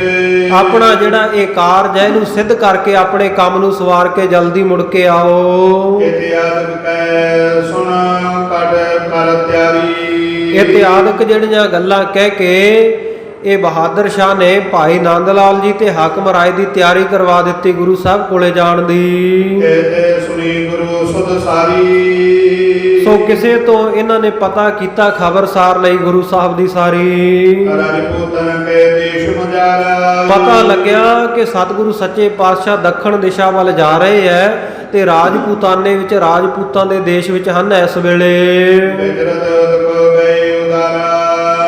ਸੋ ਉਧਰ ਨੂੰ ਸਤਿਗੁਰ ਸੱਚੇ ਪਾਤਸ਼ਾਹ ਜੀ ਵਿਚਰਦੇ ਹੋਏ ਗਏ ਹਨ। ਹਾਕਮ ਰਾਏ ਸੰਗ ਨ ਜਲੀਨਾ। ਹਾਕਮ ਰਾਏ ਨੂੰ ਭਾਈ ਨੰਦ ਲਾਲ ਜੀ ਨੇ ਆਪਣੇ ਨਾਲ ਲਿਆ। ਨੰਦ ਲਾਲ ਗਮਨਿਓ ਜਤ ਜੀਨਾ। ਹਾਂ, ਚਿੱਤ ਦੇ ਵਿੱਚ ਵਿਚਾਰ ਕਰਕੇ ਭਾਈ ਨੰਦ ਲਾਲ ਜੀ ਚੱਲ ਪਏ ਸਤਿਗੁਰੂ ਵੱਲ। ਮਾਰ ਬਗਾਵਲ ਸੰਗ ਜਜਰੀਨਾ। ਛਿਵਰ ਪ੍ਰਿਏ ਜਹਾਂ। ਬਗੌਰ ਸ਼ਹਿਰ ਨੂੰ ਜਿੱਤ ਕੇ ਅਗਾਂਹ ਸਤਿਗੁਰੂ ਨੇ ਜਿੱਥੇ ਟਿਕਾਣਾ ਕੀਤਾ, ਪਹੁੰਚੇ ਪੂਰਨ ਕਰਤੇ ਤਾਂ। ਬਹੁਤ ਸ਼ੀਘਰਤਾ ਕਰਦੇ ਹੋਏ ਬਹੁਤ ਜਲਦੀ ਦੇ ਨਾਲ ਪਹੁੰਚ ਗਏ ਸਤਿਗੁਰੂ ਜੀ ਕੋਲ। ਬੈਠੇ ਸ੍ਰੀ ਪ੍ਰਭ ਬੀਜ ਦੀਵਾਨ। ਜਾ ਕੇ ਦਰਸ਼ਨ ਕੀਤੇ, ਦੀਵਾਨ ਸਜਿਆ, ਸਤਿਗੁਰੂ ਸੱਚੇ ਪਾਤਸ਼ਾਹ ਸੰਗਤਾਂ ਵਿੱਚ ਵਿਰਾਜਮਾਨ ਹਨ। ਬੀਜ ਅਨੇਕ ਲਏ ਮਿਰਿਆਨ। ਇਹਨਾਂ ਨੇ ਅਨੇਕਾਂ ਭੇਟਾਵਾਂ ਸਤਿਗੁਰੂ ਜੀ ਨੂੰ ਅਰਪਣ ਕੀਤੀਆਂ, ਜਿਹੜੀਆਂ ਨਾਲ ਲੈ ਕੇ ਆਏ ਸਨ। ਚਰਨ ਕਮਲ ਪਰ ਸੀਸ ਟਿਕਾਈ। ਸਤਿਗੁਰੂ ਸੱਚੇ ਪਾਤਸ਼ਾਹ ਦੇ ਸੋਹਣੇ ਚਰਨਾਂ ਕਮਲਾਂ ਉੱਤੇ ਜਾ ਕੇ ਸੀਸ ਟਿਕਾਇਆ, ਮੱਥਾ ਟੇਕਿਆ।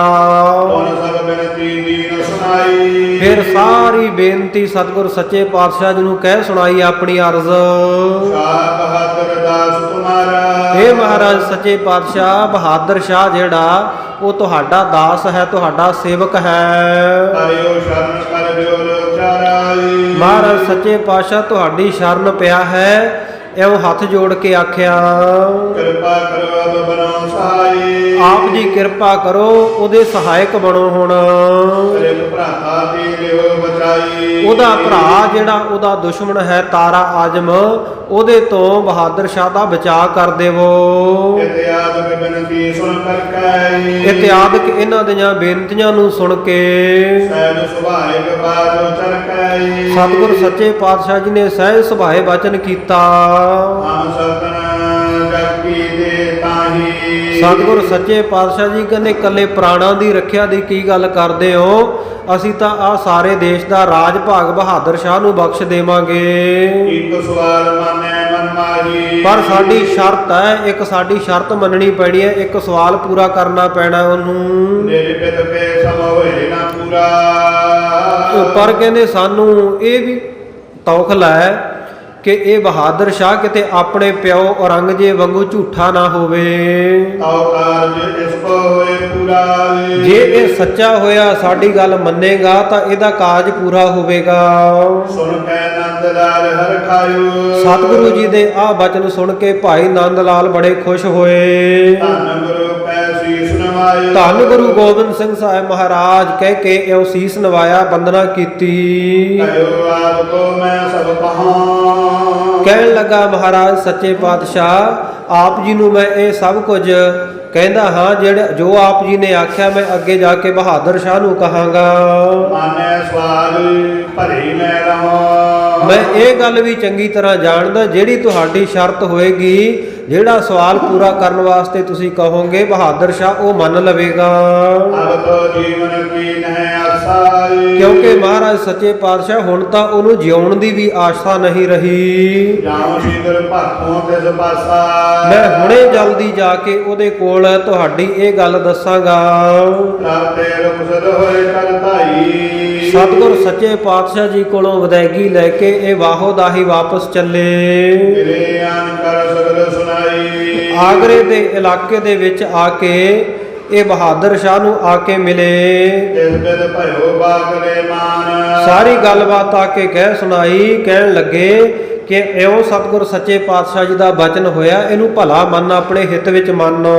ਲਿਖ ਦੀਜੈ ਆਪਣੇ ਅਵਪਾਨ, ਕਿਉਂਕਿ ਔਰੰਗਜ਼ੇਬ ਵੀ ਆਪਣੇ ਵਾਅਦਿਆਂ ਤੋਂ ਮੁੱਕਰਿਆ ਸੀ, ਝੂਠੀਆਂ ਕਸਮਾਂ ਇਹਨੇ ਖਾਧੀਆਂ ਸੀ। ਇਸ ਕਰਕੇ ਸਤਿਗੁਰੂ ਜੀ ਚਾਹੁੰਦੇ ਆ ਵੀ ਤੂੰ ਸਾਈਨ ਕਰਕੇ ਲਿਖ ਕੇ ਦੇ, ਲਿਖਤੀ ਰੂਪ ਦੇ ਵਿੱਚ ਇਹ ਬਚਨ ਦੇ ਸਤਿਗੁਰੂ ਜੀ ਨੂੰ ਕਿ ਤੂੰ ਉਹਨਾਂ ਦੀ ਗੱਲ ਮੰਨੇਗਾ। ਏਕ ਸਵਾਲ ਗੁਰ ਕੈ ਸੋਲੀ, ਇੱਕ ਸਵਾਲ ਸਤਿਗੁਰੂ ਜੀ ਤੈਨੂੰ ਕਰਨਗੇ, ਇੱਕ ਤੇਰੇ ਤੋਂ ਸਤਿਗੁਰੂ ਜੀ ਨੇ ਕੰਮ ਲੈਣਾ ਹੈ, ਉਹ ਸਤਿਗੁਰ ਸੱਚੇ ਪਾਤਸ਼ਾਹ ਜੀ ਦੀ ਸ਼ਰਤ ਮੰਨਣੀ ਪੈਣੀ ਹੈ। ਜਗ ਕੀ ਸਲਤਨਤ ਤੁਝ ਕੋ ਦੇਹੀ, ਤੇ ਸਿਰਫ ਤੇਰੇ ਪ੍ਰਾਣਾਂ ਦੀ ਹੀ ਰੱਖਿਆ ਨਹੀਂ ਕਰਨਗੇ, ਬਲਕਿ ਆ ਸਾਰੇ ਦੇਸ਼ ਦਾ ਰਾਜ ਤੈਨੂੰ ਸਤਿਗੁਰੂ ਬਖਸ਼ਣਗੇ। ਮੁਰਸ਼ਿਦ ਏਕ ਬਹਾਦਰ ਸ਼ਾਹੂ, ਜਿਵੇਂ ਸਾਧ ਸੰਗਤ ਜੀ ਆਪਣੇ ਗੁਰੂ ਸਾਹਿਬ ਹੁੰਦੇ ਆ, ਇਸੇ ਪ੍ਰਕਾਰ ਬਹਾਦਰ ਸ਼ਾਹ ਦਾ ਵੀ ਇੱਕ ਮੁਰਸ਼ਿਦ ਹੈ, ਇਹਦਾ ਗੁਰੂ ਹੈ। ਸੋ ਬੂਝਤ ਭਾ ਸਭ ਕੇ ਮਾਹੂ, ਉਹ ਸਾਰਿਆਂ ਦੇ ਵਿੱਚ ਪੁੱਛਣ ਲੱਗਿਆ ਆ ਕੇ, ਗੁਰ ਕੇ ਸੰਗ ਸੈਨ ਕੋ ਕੀਤੀ, ਕਹਿੰਦਾ ਮੈਨੂੰ ਦੱਸੋ ਵੀ ਗੁਰੂ ਸਾਹਿਬ ਦੇ ਨਾਲ ਫੌਜ ਕਿੰਨੀ ਕੁ ਹੈ। ਕਿਮਲੇ ਦੀ ਕਾਮਿਦ ਤੇਤੀ, ਕਿਵੇਂ ਸਤਿਗੁਰੂ ਸਾਹਿਬ ਜੀ ਰਾਜ ਭਾਗ ਲੈ ਦੇਣਗੇ ਔਰ ਕਿਹੜਾ ਤਰੀਕਾ ਵਰਤਣਗੇ। ਨੰਦ ਲਾਲ ਜੀ ਕੈ ਸਮਝਾਇਓ, ਕਹਿੰਦਾ ਮੈਨੂੰ ਦੱਸੋ ਸਭ ਕੁਝ। ਉਸ ਵੇਲੇ ਭਾਈ ਨੰਦ ਲਾਲ ਜੀ ਨੇ ਕਹਿ ਕੇ ਸਮਝਾਇਆ। ਬੜ ਦਲ ਜਾਣ ਸੋ ਬਾਤ ਲਾਇਓ, ਕਹਿੰਦੇ ਸਤਿਗੁਰੂ ਜੀ ਵੀ ਜਾਣਦੇ ਐ ਵੀ ਤਾਰਾ ਆਜਮ ਕੋਲ 22 ਲੱਖ ਫੌਜ ਆ, ਉਹਦਾ ਵੱਡਾ ਦਲ ਹੈ। ਪਰ ਸਭ ਕੁਝ ਜਾਣਦਿਆਂ ਹੋਇਆ ਵੀ ਸਤਿਗੁਰੂ ਸੱਚੇ ਪਾਤਸ਼ਾਹ ਜੀ ਨੇ ਜਿਹੜੇ ਇਹ ਬਚਨ ਕੀਤੇ ਆ ਨਾ, ਸਤਿਗੁਰੂ ਜੀ ਦੇ ਬਚਨਾਂ ਨੂੰ ਇਉਂ ਜਾਣੋ ਵੀ ਉਹਨਾਂ ਕੋਲੇ ਬਹੁਤ ਵੱਡਾ ਦਲ ਹੈ, ਉਹਨਾਂ ਦਾ ਬਚਨ ਹੀ ਬਹੁਤ ਬਲੀ ਹੈ। ਗੁਰ ਸਮਰੱਥ ਤੈ ਸੋ ਕਰੈ, ਗੁਰੂ ਸਾਹਿਬ ਸਮਰੱਥ ਹਨ, ਸ਼ਕਤੀਸ਼ਾਲੀ ਹਨ, ਹਰ ਕਾਰਜ ਕਰ ਸਕਦੇ ਹਨ, ਜੋ ਚਾਹੁੰਦੇ ਆ ਉਹ ਕਰਨਗੇ। ਭਰੇ ਦਿੱਤਾ ਮੈਂ ਰੀਤੀ ਭਰੈ, ਕਿਉਂਕਿ ਸਤਿਗੁਰ ਸੱਚੇ ਪਾਤਸ਼ਾਹ ਜੀ ਭਰਿਆਂ ਨੂੰ ਖਾਲੀ ਕਰ ਸਕਦੇ ਆ ਤੇ ਖਾਲੀਆਂ ਨੂੰ ਭਰ ਸਕਦੇ ਆ। ਰੀਤੇ ਭਰੇ ਭਰੇ ਸਖਨਾਵੈ ਯਹ ਤਾਕੋ ਵਿਵਹਾਰੇ। ਇਹ ਸਤਿਗੁਰ ਸੱਚੇ ਪਾਤਸ਼ਾਹ ਜੀ ਦੀ ਮੌਜ ਹੈ। ਜਲ ਤੇ ਥਲ ਕਰ, ਥਲ ਤੇ ਕੂਆਂ, ਕੂਪ ਤੇ ਮੇਰ ਕਰਾਵੈ, ਧਰਤੀ ਤੇ ਆਕਾਸ਼ ਚੜਾਵੈ, ਚੜੇ ਆਕਾਸ਼ ਗਿਰਾਵੈ। ਸਤਿਗੁਰੂ ਜੀ ਧਰਤੀ ਤੇ, ਸਾਧ ਸੰਗਤ ਜੀ ਧਰਤੀ ਵਾਲਿਆਂ ਨੂੰ ਚੁੱਕ ਕੇ ਅਸਮਾਨ ਤੱਕ ਲੈ ਜਾਣ ਤੇ ਅਸਮਾਨ ਤੇ ਚੜ੍ਹਿਆਂ ਨੂੰ, ਵੱਡੇ ਰੁਤਬਿਆਂ ਤੇ ਬੈਠਿਆਂ ਨੂੰ ਧਰਤੀ ਤੇ ਡੇਗ ਦੇਣ। ਜਲ ਜਿੱਥੇ ਆ ਵਗਦੇ, ਸਮੁੰਦਰ ਵਗਦੇ, ਉੱਥੇ ਮੈਦਾਨੀ ਇਲਾਕਾ ਬਣਾ ਦੇਣ ਤੇ ਥਲਾਂ ਤੋਂ ਡੂੰਘੇ ਖੂਹ ਬਣਾ ਦੇਣ। ਇਹ ਸਤਿਗੁਰੂ ਵਿੱਚ ਰੀਤੇ ਭਰੇ ਭਰੇ ਸਖਨਾਵੈ ਯਹ ਤਾਕੋ ਵਿਵਹਾਰੇ। ਖਿਨਮੈ ਰਾਉ ਰੰਕ ਕੋ ਕਰਈ, ਰਾਉ ਰੰਕ ਕਰ ਡਾਰੇ। ਸਤਿਗੁਰੂ ਸੱਚੇ ਪਾਤਸ਼ਾਹ ਪਲਾਂ ਦੇ ਵਿੱਚ ਗਰੀਬਾਂ ਨੂੰ ਰਾਜੇ ਬਣਾ ਦੇਣ ਤੇ ਰਾਜਿਆਂ ਨੂੰ ਗਰੀਬ ਬਣਾ ਦੇਣ, ਰਾਜ ਭਾਗ ਖੋ ਕੇ। ਖਾਲੀਆਂ ਨੂੰ ਭਰ ਦੇਣ, ਭਰਿਆਂ ਨੂੰ ਖਾਲੀ ਕਰ ਦੇਣ, ਇਹ ਸਤਿਗੁਰੂ ਵਿੱਚ ਸਮਰੱਥਾ ਹੈ।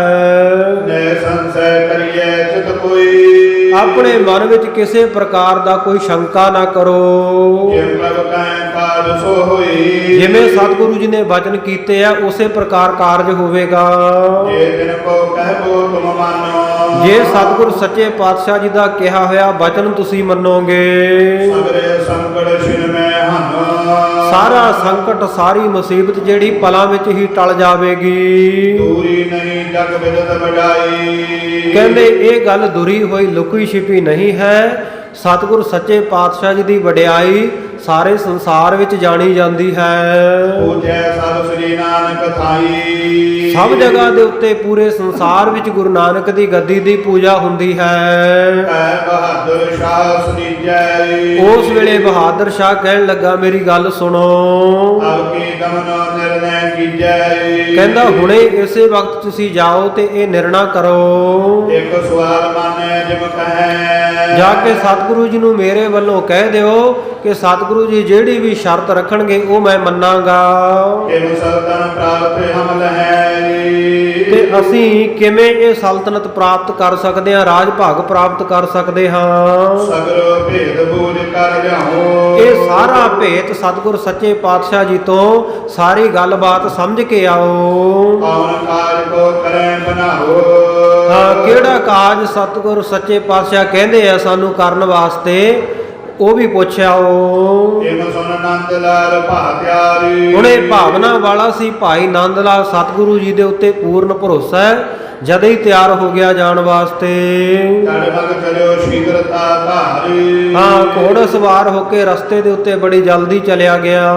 ਸ੍ਰੀ ਗੁਰੂ ਪਾਤਸ਼ਾਹ ਕਰਮ ਜੀ, ਆ ਕੇ ਸਤਿਗੁਰੂ ਸਾਹਿਬ ਜੀ ਨੂੰ ਦੱਖਣ ਦਿਸ਼ਾ ਦੇ ਵਿੱਚ ਮਿਲੇ ਹਨ।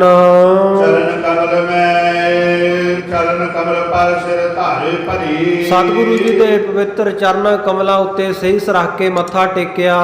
ਬੈਠੇ ਸਨਮੁਖ ਸਗਲ ਸੁਨਾਈ, ਸਤਿਗੁਰੂ ਸਾਹਿਬ ਜੀ ਦੇ ਸਨਮੁਖ ਬੈਠ ਕਰਕੇ ਸਾਰੀ ਗੱਲਬਾਤ ਸੁਣਾਈ। ਕਿਆ ਕਰਤੱਵ ਸ਼ਾਹ ਬਣਾਈ, ਸਤਿਗੁਰ ਸੱਚੇ ਪਾਤਸ਼ਾਹ ਪੁੱਛਦੇ ਐ, ਕਹਿੰਦੇ ਭਾਈ ਕਿਆ ਕਰਤੱਵ ਸ਼ਾਹੋ ਬਨ ਆਈ। ਸ਼ਾਹ ਹੁਣ ਅੱਜ ਕੱਲ ਕੀ ਕੰਮ ਕਰ ਰਿਹਾ ਹੈ? ਤੇ ਭਾਈ ਨੰਦ ਲਾਲ ਜੀ ਪੁੱਛਦੇ ਆ ਮਹਾਰਾਜ ਉਹ ਸ਼ਾਹ ਨੂੰ, ਬਹਾਦਰ ਸ਼ਾਹ ਨੂੰ ਕੀ ਕਰਨਾ ਪਵੇਗਾ? ਜਿਮ ਪਰਮਾਵੋ ਮਾਨੈ ਸੋਈ, ਆਪ ਜੀ ਜਿਵੇਂ ਫਰਮਾਓਗੇ, ਜਿਵੇਂ ਵਚਨ ਕਰੋਗੇ ਉਹੀ ਗੱਲ ਮੰਨਣ ਨੂੰ ਤਿਆਰ ਹੈ ਬਹਾਦਰ ਸ਼ਾਹ। ਜਰਬੇ ਕੀ ਜੇ ਸ਼ਬਦ ਨਾ ਕੋਈ, ਕਿਉਂਕਿ ਉਹਦੇ ਵਿੱਚ ਆਪਣੇ ਵਿੱਚ ਤਾਂ ਲੜਨ ਦੀ ਕੋਈ ਤਾਕਤ ਨਹੀਂ ਹੈ। ਕਿਰਪਾ ਸਿੰਧ ਸੁਨਤ ਲੈ ਬਖਾਨਾ, ਉਸ ਵੇਲੇ ਕਿਰਪਾ ਦੇ ਸਾਗਰ ਸਤਿਗੁਰੂ ਗੁਰੂ ਗੋਬਿੰਦ ਸਿੰਘ ਮਹਾਰਾਜ ਕਹਿਣ ਲੱਗੇ, ਕਰ ਧੀਰਜ ਬਣੀਐ ਸਾਵਧਾਨਾ, ਕਹਿੰਦੇ ਜਾ ਕੇ ਬਾਦਸ਼ਾਹ ਨੂੰ ਕਹਿ ਦਿਓ ਵੀ ਪਹਿਲਾਂ ਤਾਂ ਸਭ ਤੋਂ ਹੌਸਲਾ ਧਰੇ, ਧੀਰਜ ਧਰੇ, ਮਨ ਨੂੰ ਟਿਕਾਣੇ ਲਿਆਵੇ ਤੇ ਸਾਵਧਾਨ ਹੋ ਜਾਵੇ। ਬਣੈ ਤੀਰ ਤਿਆਗ ਕਰ ਭਜਨ, ਕਹਿੰਦੇ ਉਹਨੂੰ ਇਹ ਨਹੀਂ ਬਣਦਾ ਵੀ ਇਹ ਜਿਹੜੀ ਧਰਤੀ ਇਹ ਦੇਸ਼ ਨੂੰ ਛੱਡ ਕੇ ਭੱਜ ਜਾਵੇ, ਇਹ ਕੰਮ ਨਹੀਂ ਕਰਨਾ। ਭਾਜੇ ਤੇ ਪ੍ਰਾਪਤ ਹੋਏ ਰਾਜਨਾ, ਜੇ ਉਹ ਛੱਡ ਕੇ ਭੱਜੂਗਾ ਦੇਸ਼ ਨੂੰ, ਭੱਜਣ ਦੇ ਨਾਲ ਉਹਨੂੰ ਰਾਜ ਭਾਗ ਨਹੀਂ ਪ੍ਰਾਪਤ ਹੋਵੇਗਾ। ਜੇ ਤਮ ਤੇ ਮਿਲੇ ਨਾ ਅੱਛੀ ਬਾਤ, ਤੇ ਜੇਕਰ ਉਹ ਜਾ ਕੇ ਆਪਣੇ ਭਰਾ ਤਾਰਾ ਆਜਮ ਨੂੰ ਮਿਲਦਾ, ਇਹ ਵੀ ਉਹਦੇ ਵਾਸਤੇ ਚੰਗੀ ਗੱਲ ਨਹੀਂ, ਉਹ ਫੜ ਕੇ ਗ੍ਰਿਫਤਾਰ ਕਰਵਾ ਕੇ ਮਰਵਾ ਦੇਵੇਗਾ। ਸਮਝ ਲੈ ਨਿਜ ਪਿਤ ਕੀ ਭਾਂਤ, ਕਹਿੰਦੇ ਉਹਨੂੰ ਸਮਝ ਲੈਣੀ ਚਾਹੀਦੀ ਹੈ ਇਹ ਗੱਲ ਵੀ ਜਿਸ ਤਰ੍ਹਾਂ ਦਾ ਇਹਦਾ ਪਿਓ ਔਰੰਗਜ਼ੇਬ ਸੀ, ਉਸੇ ਤਰ੍ਹਾਂ ਦਾ ਤਾਰਾ ਆਜਮ ਹੈ। ਜਿਵੇਂ ਉਹਨੇ ਆਪਣੇ ਪਿਤਾ ਨੂੰ ਕੈਦ ਕਰਕੇ ਭਰਾਵਾਂ ਨੂੰ ਮਾਰ ਕੇ ਫਿਰ ਰਾਜ ਤਖਤ ਹਾਸਲ ਕੀਤਾ ਸੀ, ਉਸੇ ਤਰ੍ਹਾਂ ਦਾ ਆਪਣੇ ਭਰਾ ਨੂੰ ਸਮਝ ਲਵੇ। ਪਿਤਾ ਭਰਾਦ ਸਭ ਕੀ ਕਰਹਾਨ, ਜਿਵੇਂ ਇਹਦੇ ਪਿਓ ਨੇ ਆਪਣੇ ਪਿਤਾ ਤੇ ਭਰਾਵਾਂ ਸਾਰਿਆਂ ਦਾ ਨਾਸ਼ ਕਰਕੇ ਸਭ ਨੂੰ ਖਤਮ ਕਰਕੇ ਕਰ ਕੈ ਜੋਰ ਭਇਓ ਸੁਲਤਾਨ, ਆਪਣੇ ਜ਼ੋਰ ਦੇ ਨਾਲ ਫਿਰ ਇਹ ਰਾਜਾ ਬਣਿਆ ਸੀ ਹਿੰਦੁਸਤਾਨ ਦਾ। ਰਤੀਆ ਬਾਦਲਨ ਕੀ ਐ, ਤੀਜੀ ਗੱਲ ਜਿਹੜੀ ਕਹਿੰਦੇ ਲੜਨ ਦੀ ਹੈ। ਜਾਂਤੀ ਸ਼ਬਦਨ ਕੋ ਏਲ ਹੈ, ਸਤਿਗੁਰ ਸੱਚੇ ਪਾਤਸ਼ਾਹ ਜੀ ਕਹਿੰਦੇ ਇਹ ਤੀਜੀ ਗੱਲ ਜਿਹੜੀ ਕਹਿੰਦੇ ਠੀਕ ਹੈ, ਲੜ ਕੇ ਕਹਿੰਦੇ ਯੁੱਧ ਕਰਕੇ ਇਹ ਸਲਤਨਤ ਨੂੰ, ਰਾਜ ਭਾਗ ਨੂੰ ਪ੍ਰਾਪਤ ਕਰ ਸਕਦਾ ਹੈ। ਤਿਨ ਘਰ ਕੀ ਪਤਸ਼ਾਹਤ ਸਾਰੀ, ਇਹਨਾਂ ਦੇ ਘਰ ਦੀ ਜਿਹੜੀ ਸਾਰੀ ਬਾਦਸ਼ਾਹੀ ਹੈ, ਨਾਸ਼ ਕਰੀ ਹਮ ਲਖ ਦੁਰਚਾਰੀ, ਇਹਨਾਂ ਨੂੰ ਦੁਰਾਚਾਰੀ ਭੈੜੇ ਆਚਰਨ ਵਾਲੇ ਜਾਣ ਕੇ ਭੈੜੇ ਰਾਜੇ ਜਾਣ ਕੇ ਅਸੀਂ ਜਲਦੀ ਹੀ ਸ਼ੀਘਰ ਹੀ ਖਤਮ ਕਰ ਦੇਵਾਂਗੇ। ਸ਼ਰਨ ਪਰਿਓ ਅਰ ਬਿਨੈ ਬਖਾਨੀ। ਹੁਣ ਇਹ ਸ਼ਰਨ ਪਿਆ ਹੈ, ਇਹ ਬੇਨਤੀ ਕੀਤੀ ਹੈ। ਜਾਂਦੀ ਦੀਨ ਇਸੇ ਕੋ ਮਾਨੀ। ਇਸ ਕਰਕੇ ਸਤਿਗੁਰ ਸੱਚੇ ਪਾਤਸ਼ਾਹ ਕਹਿੰਦੇ ਇਹਦੀ ਗੱਲ ਮੰਨ ਕੇ ਇੱਕ ਵਾਰੀ ਅਸੀਂ ਇਹਨੂੰ ਰਾਜ ਭਾਗ ਜ਼ਰੂਰ ਦੇ ਦੇਵਾਂਗੇ, ਕਿਉਂਕਿ ਗੁਰੂ ਘਰ ਦਾ ਇਹ ਬਿਰਦ ਹੈ ਨਾ, ਜੋ ਸਰਣ ਆਵੈ ਤਿਸ ਕੰਠ ਲਾਵੈ, ਇਹ ਬਿਰਦ ਸੁਆਮੀ ਸੰਧਾ। ਇਹ ਸਤਿਗੁਰੂ ਜੀ ਦੇ ਦਰ ਘਰ ਦਾ ਬਿਰਦ ਹੈ। ਜਿਹੜਾ ਵੀ ਸ਼ਰਨ ਵਿੱਚ ਆ ਜਾਂਦਾ ਹੈ, ਚਾਹੇ ਉਹ ਦੁਸ਼ਮਣ ਵੀ ਕਿਉਂ ਨਾ ਹੋਵੇ, ਆਪਣੀ ਗਲਤੀ ਕਬੂਲ ਕਰਕੇ ਪਛਤਾਤਾਪ ਕਰੇ, ਸਤਿਗੁਰੂ ਜੀ ਉਹਨੂੰ ਵੀ ਸ਼ਰਨ ਬਖਸ਼ਦੇ ਆ, ਸ਼ਰਨ ਆਏ ਦੀ ਲੱਜਿਆ ਰੱਖਦੇ ਹਨ। ਕਾਰਨ ਭਨੇ ਜਾਣ ਕਰ ਦਈ। ਸੋ ਕਈ ਕਾਰਨ ਹੈ ਜਿਸ ਕਰਕੇ ਅਸੀਂ ਇਹਨੂੰ ਇਹ ਰਾਜ ਭਾਗ ਬਖਸ਼ਣ ਲੱਗੇ ਹਾਂ।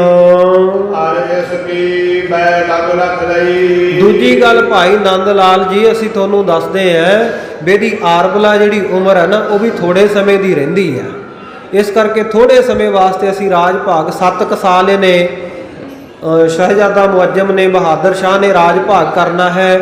ਉਸ ਤੋਂ ਬਾਅਦ ਇਹਦੇ ਅੱਗੇ ਫਰਖਸ਼ੀਅਰ ਵਰਗੇ ਤੇ ਹੋਰ ਥੋੜੇ ਸਮੇਂ ਵਿੱਚ ਕਈ ਰਾਜੇ ਹੋ ਜਾਣੇ ਆ। ਉਸ ਤੋਂ ਬਾਅਦ ਬਾਬਾ ਬੰਦਾ ਸਿੰਘ ਜੀ ਬਹਾਦਰ ਰਾਜ ਭਾਗ ਕਾਇਮ ਕਰਦੇ ਆ, ਖਾਲਸਾ ਰਾਜ ਕਾਇਮ ਕਰਨਗੇ। ਸਤਿਗੁਰੂ ਜੀ ਕਹਿੰਦੇ ਇਹਦੀ ਉਮਰ ਵੀ ਥੋੜੀ ਰਹਿ ਗਈ ਹੈ, ਇਸ ਕਰਕੇ ਇਹਨੂੰ ਥੋੜੇ ਸਮੇਂ ਦਾ ਰਾਜ ਬਖਸ਼ਾਂਗੇ। ਪੀਛੇ ਸਗਰੀ ਪਾਏ ਬਿਨਾਸੀ। ਉਸ ਤੋਂ ਬਾਅਦ ਜਿਹੜਾ ਇਹ ਰਾਜ ਭਾਗ ਇਹ ਪ੍ਰਾਪਤ ਕਰਨਗੇ, ਵਿਨਾਸ਼ ਹੋ ਜਾਵੇਗਾ। ਨੈ ਠਹਿਰੈ ਕਿਮ ਕੋ ਕਰਿਆਸੀ। ਪਿੱਛੇ ਜਿਹੜਾ ਇਹਨਾਂ ਨੇ ਸਤਿਗੁਰੂ ਨਾਨਕ ਦੇਵ ਮਹਾਰਾਜ ਸੱਚੇ ਪਾਤਸ਼ਾਹ ਜੀ ਤੋਂ 7 ਪੀੜ੍ਹੀਆਂ ਦਾ ਰਾਜ ਮੰਗ ਕੇ ਲਿਆ ਸੀ ਨਾ, ਸਤਿਗੁਰੂ ਜੀ ਨੇ ਇਹਨਾਂ ਨੂੰ ਬਖਸ਼ਿਸ਼ ਕੀਤਾ ਸੀ। ਇਹ ਰਾਜ ਭਾਗ ਇਹਨਾਂ ਦਾ ਸਤਿਗੁਰ ਸੱਚੇ ਪਾਤਸ਼ਾਹ ਕਹਿਣ ਲੱਗੇ ਕਿ ਅਸੀਂ ਨਾਸ਼ ਕਰ ਦੇਵਾਂਗੇ।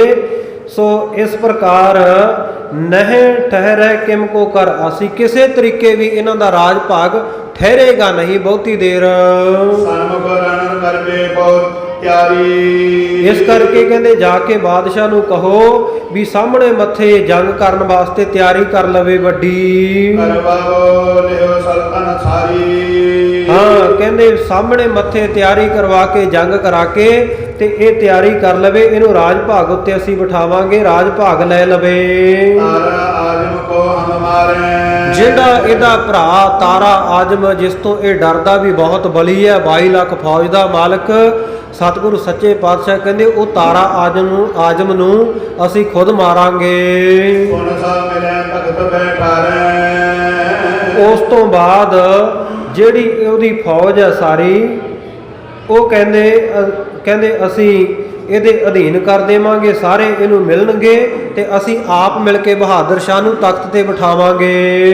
ਚਲੋ ਬਟੋਰ ਬੌਲਜ ਸੰਗ। ਬਾਦਸ਼ਾਹ ਨੂੰ ਜਾ ਕੇ, ਇਹ ਬਹਾਦਰ ਸ਼ਾਹ ਨੂੰ ਜਾ ਕੇ ਆਖੋ ਵੀ ਆਪਣੇ ਨਾਲ ਬਹੁਤ ਸਾਰੀ ਫੌਜ ਸੈਨਾ ਇਕੱਠੀ ਕਰ ਲਵੇ, ਰਾਜ ਨਾ ਹੋ ਪ੍ਰਾਪਤ ਹੋਏ ਬਿਨ ਜੰਗ। ਕਿਉਂਕਿ ਜੰਗ ਤੋਂ ਬਿਨਾਂ ਖਾਲਸਾ ਜੀ ਕਦੇ ਰਾਜ ਭਾਗ ਪ੍ਰਾਪਤ ਨਹੀਂ ਹੋਇਆ ਕਰਦੇ। ਕਹਿੰਦੇ ਬਹਾਦਰ ਸ਼ਾਹ ਨੂੰ ਜਾ ਕੇ ਕਹਿ ਦਿਓ ਵੀ ਫੌਜ ਇਕੱਠੀ ਕਰੇ, ਜੰਗ ਲੜੇ ਬਿਨਾਂ, ਯੁੱਧ ਲੜੇ ਬਿਨਾਂ ਕਦੇ ਰਾਜ ਭਾਗ ਪ੍ਰਾਪਤ ਹੋਏ ਹੈ। ਖਾਲਸਾ ਜੀ ਜਦੋਂ ਵੀ ਆਪਣੇ ਹੱਕ ਲੈਣੇ ਹੈ, ਕਿਸੇ ਨੇ ਕੋਈ ਥਾਲੀ 'ਚ ਪਰੋਸ ਕੇ ਤਾਂ ਨਹੀਂ ਦਿੰਦਾ ਹੁੰਦਾ ਨਾ, ਔਰ ਰਾਜ ਭਾਗ ਪ੍ਰਾਪਤ ਕਰਨਾ ਹੋਵੇ ਜੰਗ ਹੀ ਲੜਨੀ ਪੈਂਦੀ ਹੈ।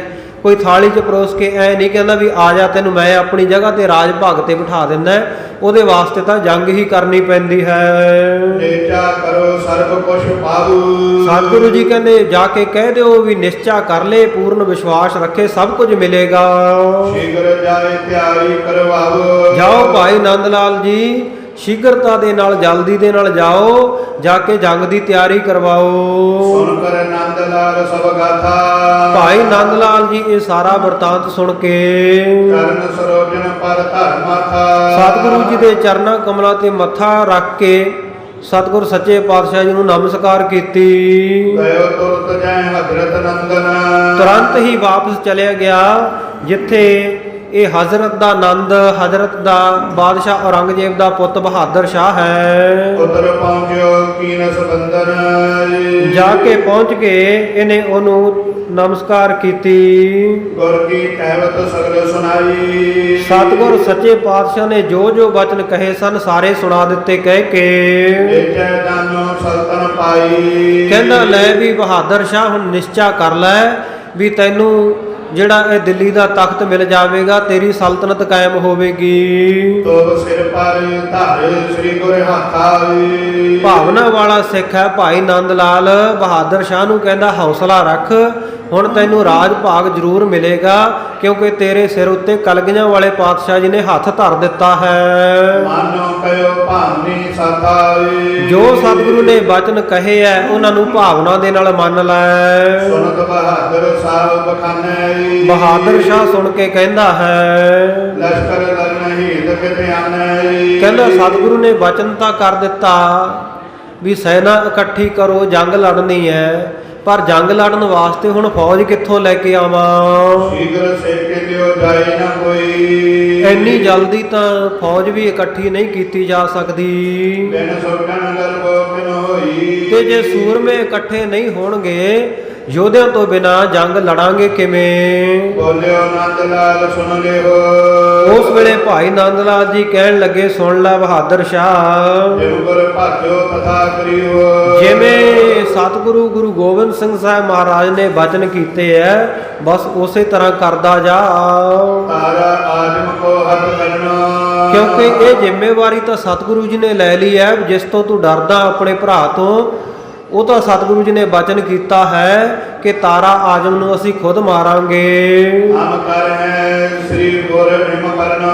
ਸਤਿਗੁਰੂ ਜੀ ਨੇ ਆਖਿਆ ਤੇਰਾ ਆਹ ਕੰਮ ਤਾਰਾ ਆਜਮ ਨੂੰ ਮਾਰਨ ਵਾਲਾ ਤਾਂ ਅਸੀਂ ਕਰਾਂਗੇ। ਤਿਸ ਪਿਛੇ ਲਸ਼ਕਰ ਬਹੁਤੀ। ਉਹਦੇ ਪਿੱਛੇ ਜਿਹੜੀ ਬਹੁਤ ਭਾਰੀ ਫੌਜ ਹੈ, ਬਿਨਾ ਸਕੇਲੇ ਸਭ ਹੋਏ ਤੀਰੂ। ਕਹਿੰਦੇ ਤੈਨੂੰ ਬਹੁਤੀ ਫੌਜ ਇਕੱਠੀ ਕਰਨ ਦੀ ਲੋੜ ਨਹੀਂ। ਬਿਨਾਂ ਫੌਜ ਇਕੱਠੀ ਕੀਤਿਆਂ ਜਦੋਂ ਤੇਰੇ ਭਰਾ ਤਾਰਾ ਆਜਮ ਨੂੰ ਸਤਿਗੁਰੂ ਜੀ ਮਾਰ ਦੇਣਗੇ, ਫੌਜ ਤਾਂ ਆਪਣੇ ਆਪ ਤੇਰੇ ਅਧੀਨ ਹੋ ਜਾਵੇਗੀ। ਵਿਜੈ ਕਰਨ ਕੋ ਭਾਗ ਵਿਸਾਲਾ। ਹੁਣ ਤੂੰ ਐਵੇਂ ਇਸ ਗੱਲ ਨੂੰ ਮਨ ਦੇ ਉੱਤੇ ਨਾ ਲਾ, ਇਸ ਗੱਲ ਦਾ ਤੌਖਲਾ ਨਾ ਰੱਖ। ਇਹ ਜੰਗ ਦੇ ਵਿੱਚ ਵਿਜੇ ਕਰਨ ਵਾਸਤੇ, ਜਿਤਾਉਣ ਵਾਸਤੇ, ਤੇਰੀ ਫਤਿਹ ਕਰਨ ਦੀ ਜਿਹੜੀ ਜ਼ਿੰਮੇਵਾਰੀ ਆ ਵੱਡੀ, ਇਹ ਸਤਿਗੁਰੂ ਜੀ ਨੇ ਲੈ ਲਈ ਹੈ। ਸੋ ਸਭ ਪ੍ਰਭ ਕੋ ਹੈ ਸਭ ਕਾਲਾ। ਸੋ ਸਾਰਿਆਂ ਕਾਲਾਂ ਵਿੱਚ, ਸਾਰਿਆਂ ਸਮਿਆਂ ਵਿੱਚ ਇਹ ਸਤਿਗੁਰੂ ਜੀ ਦੀ ਜ਼ਿੰਮੇਵਾਰੀ ਹੈ। ਈਟ ਕਰੋ ਹੋਨੋ ਤਬ ਕਾਜ। ਤੇਰੇ ਆ ਕਾਰਜ ਦੇ ਵਿੱਚ ਸਤਿਗੁਰ ਸੱਚੇ ਪਾਤਸ਼ਾਹ ਜੀ ਆਪ ਆ ਕੇ ਖੜੇ ਹੋਣਗੇ। ਬਸ ਤੇਰਾ ਤਾਂ ਕੰਮ ਇੰਨਾ ਹੀ ਹੈ, ਤੂੰ ਬਸ ਵਿੱਚ ਇੱਕ ਸਾਧਨ ਬਣਨਾ, ਤੈਨੂੰ ਤਾਂ ਸਾਹਮਣੇ ਹੀ ਕਰਨਾ, ਕੰਮ ਤਾਂ ਸਾਰਾ ਸਤਿਗੁਰੂ ਨੇ ਕਰਨਾ ਹੈ। ਇਨ ਕਰਨੇ ਚੈ ਲੀਜੈ ਰਾਜ। ਕਹਿੰਦੇ ਇਉਂ ਬੜਾ ਨਿਸ਼ਚਾ ਕਰਕੇ, ਸਤਿਗੁਰੂ ਜੀ ਦੇ ਬਚਨਾਂ ਉੱਤੇ ਭਰੋਸਾ ਕਰਕੇ, ਇਤਬਾਰ ਕਰਕੇ ਰਾਜ ਭਾਗ ਪ੍ਰਾਪਤ ਕਰ ਲੈ। ਭਾਜ ਕਰਨ ਕੈ ਮਿਲ ਗਏ ਮਾਹੀ। ਤੇਰੇ ਆਦੇਸ਼ ਛੱਡ ਕੇ ਭੱਜ ਜਾਣ ਦੀ ਗੱਲ, ਤੇ ਜਿਹੜਾ ਜਾ ਕੇ ਆਪਣੇ ਭਰਾ ਤਾਰਾ ਆਜਮ ਨੂੰ ਮਿਲਣਾ, ਇਹਨਾਂ ਦੋਵਾਂ ਗੱਲਾਂ ਵਿੱਚ ਸੰਕਟ ਬਨੈ ਲਖੋ ਸੁਖ ਨਾਹੀ। ਕਹਿੰਦੇ ਇਹਨਾਂ ਗੱਲਾਂ ਵਿੱਚ ਤਾਂ ਤੇਰੇ ਤੇ ਸੰਕਟ ਹੀ ਆਉਣਾ, ਮੁਸੀਬਤ ਬਣੇਗੀ। ਇਹ ਜਾਣ ਲੈ ਵੀ ਤੈਨੂੰ ਸੁੱਖ ਨਹੀਂ ਪ੍ਰਾਪਤ ਹੋਵੇਗਾ। ਤੋ ਜੀਵਨ ਮੈਂ ਸੰਸਾ ਹੋਈ। ਤੇਰੇ ਜੀਵਨ ਦੇ ਵਿੱਚ ਵੀ ਹੁਣ ਤਾਂ ਸੰਸਾ ਹੋ ਜਾਏਗਾ ਜੇ ਤੂੰ ਆਹ ਦੋਵੇਂ ਗੱਲਾਂ ਕਰੇਗਾ। ਭੱਜ ਕੇ ਵੀ ਕਿੱਥੇ ਜਾਵੇਂਗਾ? ਉਹ ਚੱਕਰਵਰਤੀ ਬਾਦਸ਼ਾਹ ਬਣਿਆ, ਸਾਰੇ ਇਲਾਕਿਆਂ ਵਿੱਚ ਉਹਦੇ ਬੰਦੇ ਐ, ਤੈਨੂੰ ਕਿਤੋਂ ਵੀ ਫੜ ਕੇ ਮਰਵਾ ਦੇਵੇਗਾ।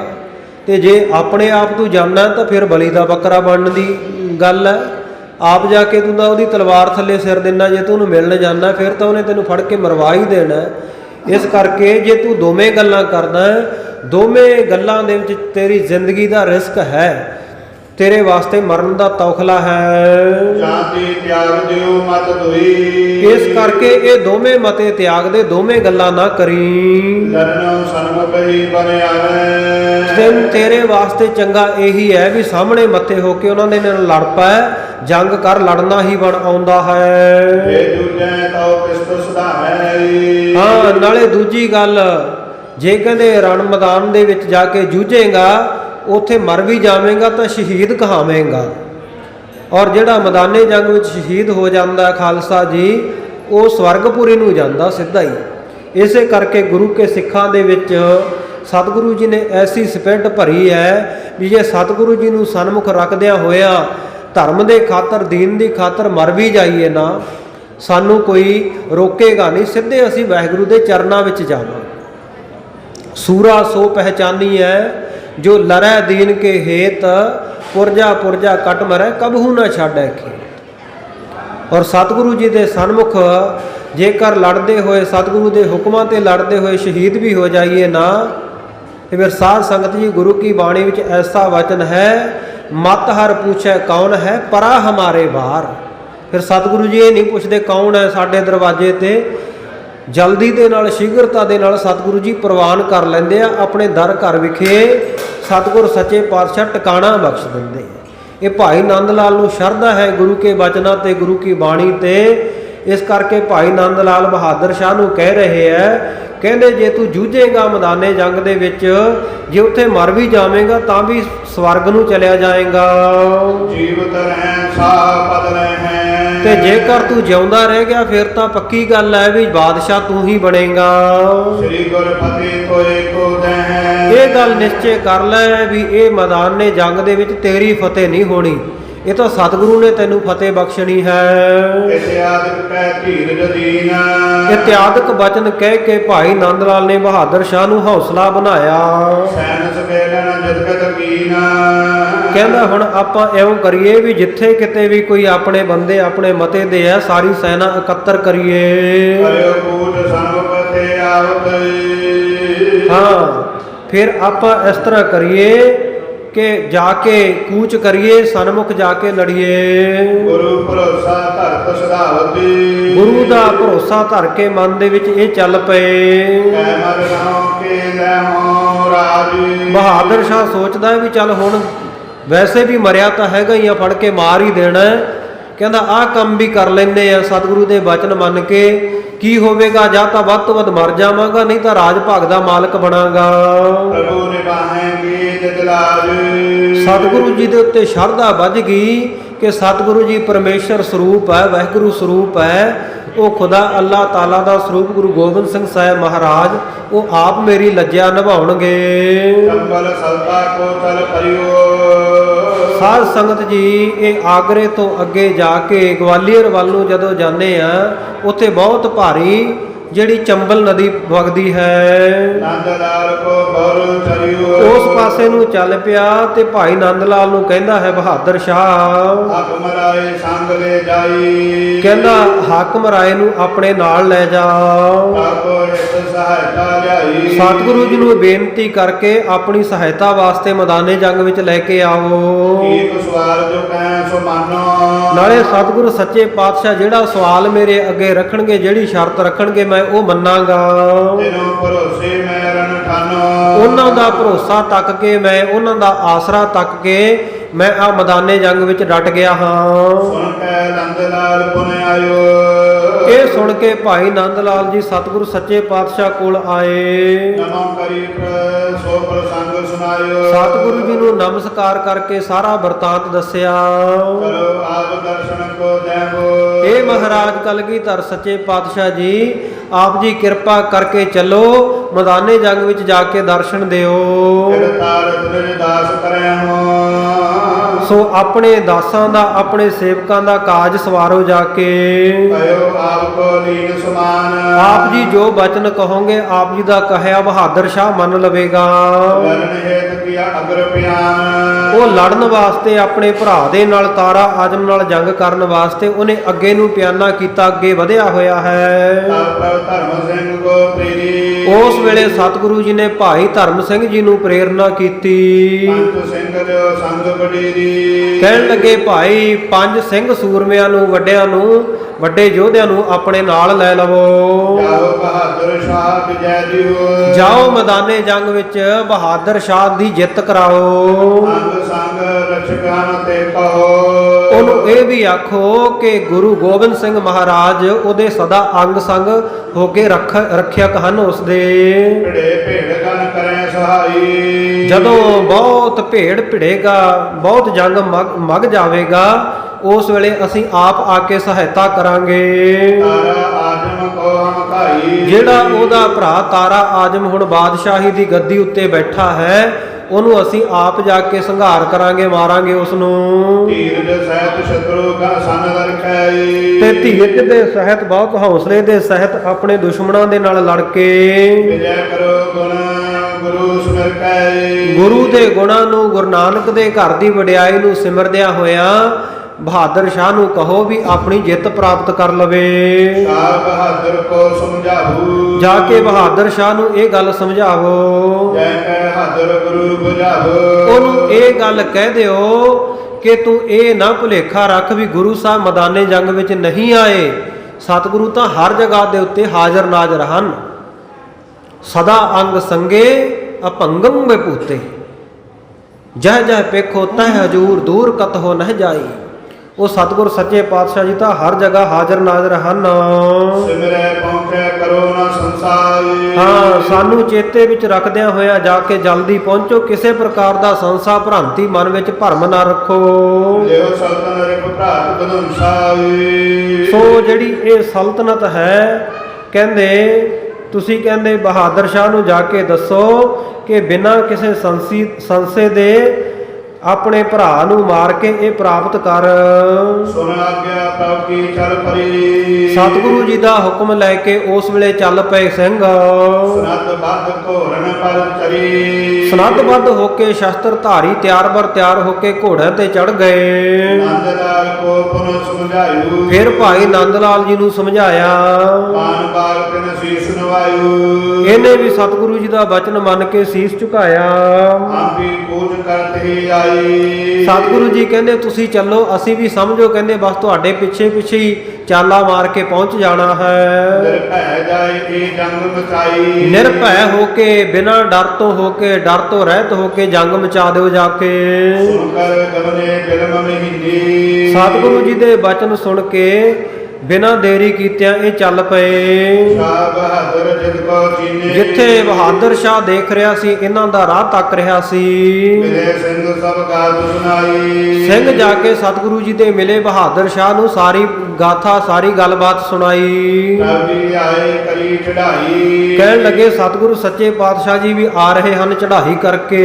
ਸਿਮਰਨ ਤੇ ਹਾਜ਼ਰ ਜੈ ਕਹਾਂ। ਸਤਿਗੁਰੂ ਜੀ ਨੂੰ ਜਿੱਥੇ ਵੀ ਸਿਮਰੋਗੇ, ਚੇਤੇ ਕਰੋਗੇ, ਸਤਿਗੁਰੂ ਜੀ ਤਾਂ ਹਰ ਜਗ੍ਹਾ ਦੇ ਉੱਤੇ ਹਾਜ਼ਰ ਨਾਜ਼ਰ ਹਨ। ਜਗ ਮੈਂ ਪੂਰਨ ਜਾਨੋ ਮਹਾ। ਸਾਰੇ ਸੰਸਾਰ ਦੇ ਵਿੱਚ ਪਰਿਪੂਰਨ ਹੈ। ਜਿੱਥੇ ਮਰਜੀ, ਜਿਹੜੀ ਮਰਜੀ ਜਗ੍ਹਾ ਤੇ ਦੇਖ ਲਓ, ਹਰ ਜਗ੍ਹਾ ਦੇ ਉੱਤੇ ਸਤਿਗੁਰੂ ਜੀ ਪੂਰਨ ਸਭ ਨਹੀਂ ਜਾਈ, ਹਰ ਜਗ੍ਹਾ ਦੇ ਉੱਤੇ ਪਰਿਪੂਰਨ ਹਨ। ਸ਼ਰਧਾ ਕਰੋ ਭਰਮ ਕੋ ਤਿਆਗੋ। ਇਉਂ ਸਤਿਗੁਰ ਸੱਚੇ ਪਾਤਸ਼ਾਹ ਜੀ ਦੇ ਉੱਤੇ ਸ਼ਰਧਾ ਧਾਰਨ ਕਰਕੇ ਰੱਖੋ ਤੇ ਆਪਣੇ ਭਰਮ ਭੁਲੇਖਿਆਂ ਨੂੰ ਤਿਆਗ ਦੇਵੋ। ਹੋਤ ਭਾਵਨੀ ਕੋ ਫਲ ਪਾਗੂ। ਕਿਉਂਕਿ ਸਤਿਗੁਰੂ ਜੀ ਦੇ ਦਰ ਦੇ ਉੱਤੇ ਭਾਵਨਾ ਨੂੰ ਫਲ ਲੱਗਦਾ ਹੈ। ਜਿਸ ਤਰ੍ਹਾਂ ਦੀ ਭਾਵਨਾ ਬਹਾਦਰ ਸ਼ਾਹ ਰੱਖੇਗਾ, ਉਹੋ ਜਿਹੀ ਭਾਵਨਾ ਤੇਰੀ ਪੂਰਨ ਹੋ ਜਾਏਗੀ। ਧਰਮ ਗ੍ਰੰਥਾਂ ਦਾ ਬਚਨ ਹੈ, ਭਾਵੋ ਹੀ ਵਿਦਤੇ ਦੇਵਾ। ਭਾਵਨਾ ਹੀ ਸਭ ਤੋਂ ਵੱਡਾ ਦੇਵਤਾ ਹੈ ਔਰ ਭਾਵਨਾ ਦੇ ਨਾਲ ਹੀ ਦੇਵਤੇ ਨੂੰ ਰਿਝਾਇਆ ਜਾ ਸਕਦਾ ਹੈ, ਖੁਸ਼ ਕੀਤਾ ਜਾ ਸਕਦਾ ਹੈ। ਗੁਰੂ ਗੋਬਿੰਦ ਸਿੰਘ ਸਾਹਿਬ ਮਹਾਰਾਜ ਉੱਤੇ ਬਹਾਦਰ ਸ਼ਾਹ ਉਹਨਾਂ ਨੂੰ ਹਾਜ਼ਰ ਨਾਜ਼ਰ ਜਾਣ ਕੇ ਭਾਵਨਾ ਰੱਖ ਤੇ ਮਨ ਵਾਂਛਿਤ ਫਲ ਪ੍ਰਾਪਤ ਕਰ ਲੈ। ਨੰਦ ਲਾਲ ਕਹਿ ਕਰ ਸਮਝਾਇਓ। ਇਉਂ ਭਾਈ ਨੰਦ ਲਾਲ ਨੇ ਕਹਿ ਕੇ ਸਮਝਾਇਆ ਬਹਾਦਰ ਸ਼ਾਹ ਨੂੰ। ਨੀਠ ਨੀਠ ਕਰ ਮਨ ਠਹਿਰਾਇਓ। ਐ ਹੌਲੀ ਹੌਲੀ ਸਮਝਾ ਬੁਝਾ ਕੇ ਇਹਦੇ ਮਨ ਨੂੰ ਠਹਿਰਾਇਆ, ਇਹਨੂੰ ਦਿਲਾਸਾ ਦਿੱਤਾ, ਇਹਨੂੰ ਹੌਸਲਾ ਦਿੱਤਾ। ਰਣ ਮੈਂ ਦਰਸ਼ਨ ਦੇ ਕਰ ਤੋਹੀ। ਮੈਦਾਨੇ ਜੰਗ ਦੇ ਵਿੱਚ ਤੈਨੂੰ ਦਰਸ਼ਨ ਦੇ ਕੇ ਅਤੈ ਸ਼ਤਰੂ ਕਾਲ ਸਭ ਹੋਈ। ਸਤਿਗੁਰੂ ਗੁਰੂ ਗੋਬਿੰਦ ਸਿੰਘ ਮਹਾਰਾਜ ਤੇਰੇ ਦੁਸ਼ਮਣ ਤਾਰਾ ਆਜਮ ਨੂੰ ਆਪ ਖਤਮ ਕਰਨਗੇ ਤੇ ਇਉਂ ਤੇਰਾ ਜਿਹੜਾ ਸਾਰਾ ਕਾਜ ਜਿਹੜਾ ਇਹ ਸੰਪੂਰਨ ਹੋਵੇਗਾ। ਸੁਣ ਕਰ ਧਰ ਧੀਰਜ ਸੁਤ ਸਾਹੂ। ਇਹ ਬਚਨ ਸੁਣ ਕੇ ਬਹਾਦਰ ਸ਼ਾਹ ਨੇ ਮਨ ਨੂੰ ਬੜਾ ਹੌਸਲਾ ਮਿਲਿਆ, ਇਹਨੇ ਧੀਰਜ ਧਾਰ ਲਿਆ। ਚਲਿਓ ਲਰਨ ਪਹੀਤ ਮਾਹੂ। ਬੜੇ ਉਮਾਹ ਦੇ ਨਾਲ, ਉਤਸ਼ਾਹ ਦੇ ਨਾਲ ਵੀਰ ਰਸ ਧਾਰਨ ਕਰਕੇ ਲੜਨ ਵਾਸਤੇ ਅੱਗੇ ਚੱਲ ਪਿਆ। ਦੋਰਾ ਸ਼ਾਹ ਬਹਾਦਰ ਸੈਨਿਕ। ਇਹ ਬਹਾਦਰ ਸ਼ਾਹ ਨੇ ਆਪਣੀ ਸਾਰੀ ਸੈਨਾ ਨੂੰ ਇਕੱਤਰ ਕਰਕੇ ਮੁਜਰਾ ਦੀਨ ਬਣਾਈ। ਸਾਧ ਸੰਗਤ ਜੀ ਮੁਜਰਾ ਲੀਨ ਬਣਾਏ, ਸਾਰਿਆਂ ਦੀ ਹਾਜ਼ਰੀ ਲਾਈ ਇਹਨਾਂ ਨੂੰ ਇਕੱਠਿਆਂ ਕਰਕੇ। ਬਖਸ਼ੀ ਬਖਸ਼ਿਸ਼ ਦਰਬ ਬਹੁ। ਸਾਰਿਆਂ ਨੂੰ ਬਹੁਤ ਧਨ ਬਖਸ਼ਿਸ਼ ਕੀਤਾ ਜਿਹੜੇ ਜੰਗ ਲੜਨ ਚੱਲੇ ਸਨ। ਹਰਿਆ ਜੁਦ ਸਮਦਾਈ। ਬਹੁਤ ਸਾਰੇ ਸ਼ਸਤਰ ਸਾਰਿਆਂ ਨੂੰ ਦੇ ਦਿੱਤੇ। ਕਾਉ ਪਈ ਬਾਤਰ ਬੋਕਨ ਦੇ ਅਪਨਾਈ। ਸੋ ਇਸ ਪ੍ਰਕਾਰ ਸਾਧ ਸੰਗਤ ਜੀ, ਜਿਵੇਂ ਇਹ ਬਹਾਦਰ ਸ਼ਾਹ ਆਪਣੇ ਭਰਾ ਤਾਰਾ ਆਜ਼ਮ ਦੇ ਨਾਲ ਜੰਗ ਕਰੇਗਾ ਸੋ ਮੈਦਾਨੇ ਜੰਗ ਦੇ ਵਿੱਚ ਜਿਵੇਂ ਲੜਾਈ ਹੋਵੇਗੀ, ਜਿਵੇਂ ਸਤਿਗੁਰੂ ਜੀ ਇਹ ਤਾਰਾ ਆਜ਼ਮ ਨੂੰ ਮਾਰ ਕੇ ਇਹ ਬਹਾਦਰ ਸ਼ਾਹ ਨੂੰ ਉਹਦੀ ਜਗ੍ਹਾ ਰਾਜਗੱਦੀ ਦੇ ਉੱਤੇ, ਦਿੱਲੀ ਦੇ ਤਖਤ ਦੇ ਉੱਤੇ ਵਾਰਸ ਬਣਾ ਕੇ ਬਿਠਾਉਣਗੇ, ਇਹ ਸਾਰਾ ਪ੍ਰਸੰਗ ਆਪਾਂ ਕੱਲ ਦੇ ਦੀਵਾਨ ਦੇ ਵਿੱਚ ਸਤਿਗੁਰੂ ਸੱਚੇ ਪਾਤਸ਼ਾਹ ਕਿਰਪਾ ਕਰਨ ਸਰਵਣ ਕਰਾਂਗੇ। ਕਥਾ ਵਿਚਾਰ ਦੌਰਾਨ ਹੋਈਆਂ ਬੇਅੰਤ ਭੁੱਲਾਂ ਦੀ ਆਪ ਸਮੂਹ ਸੰਗਤਾਂ ਨੇ ਖਿਮਾ ਬਖਸ਼ਿਸ਼ ਕਰਨੀ।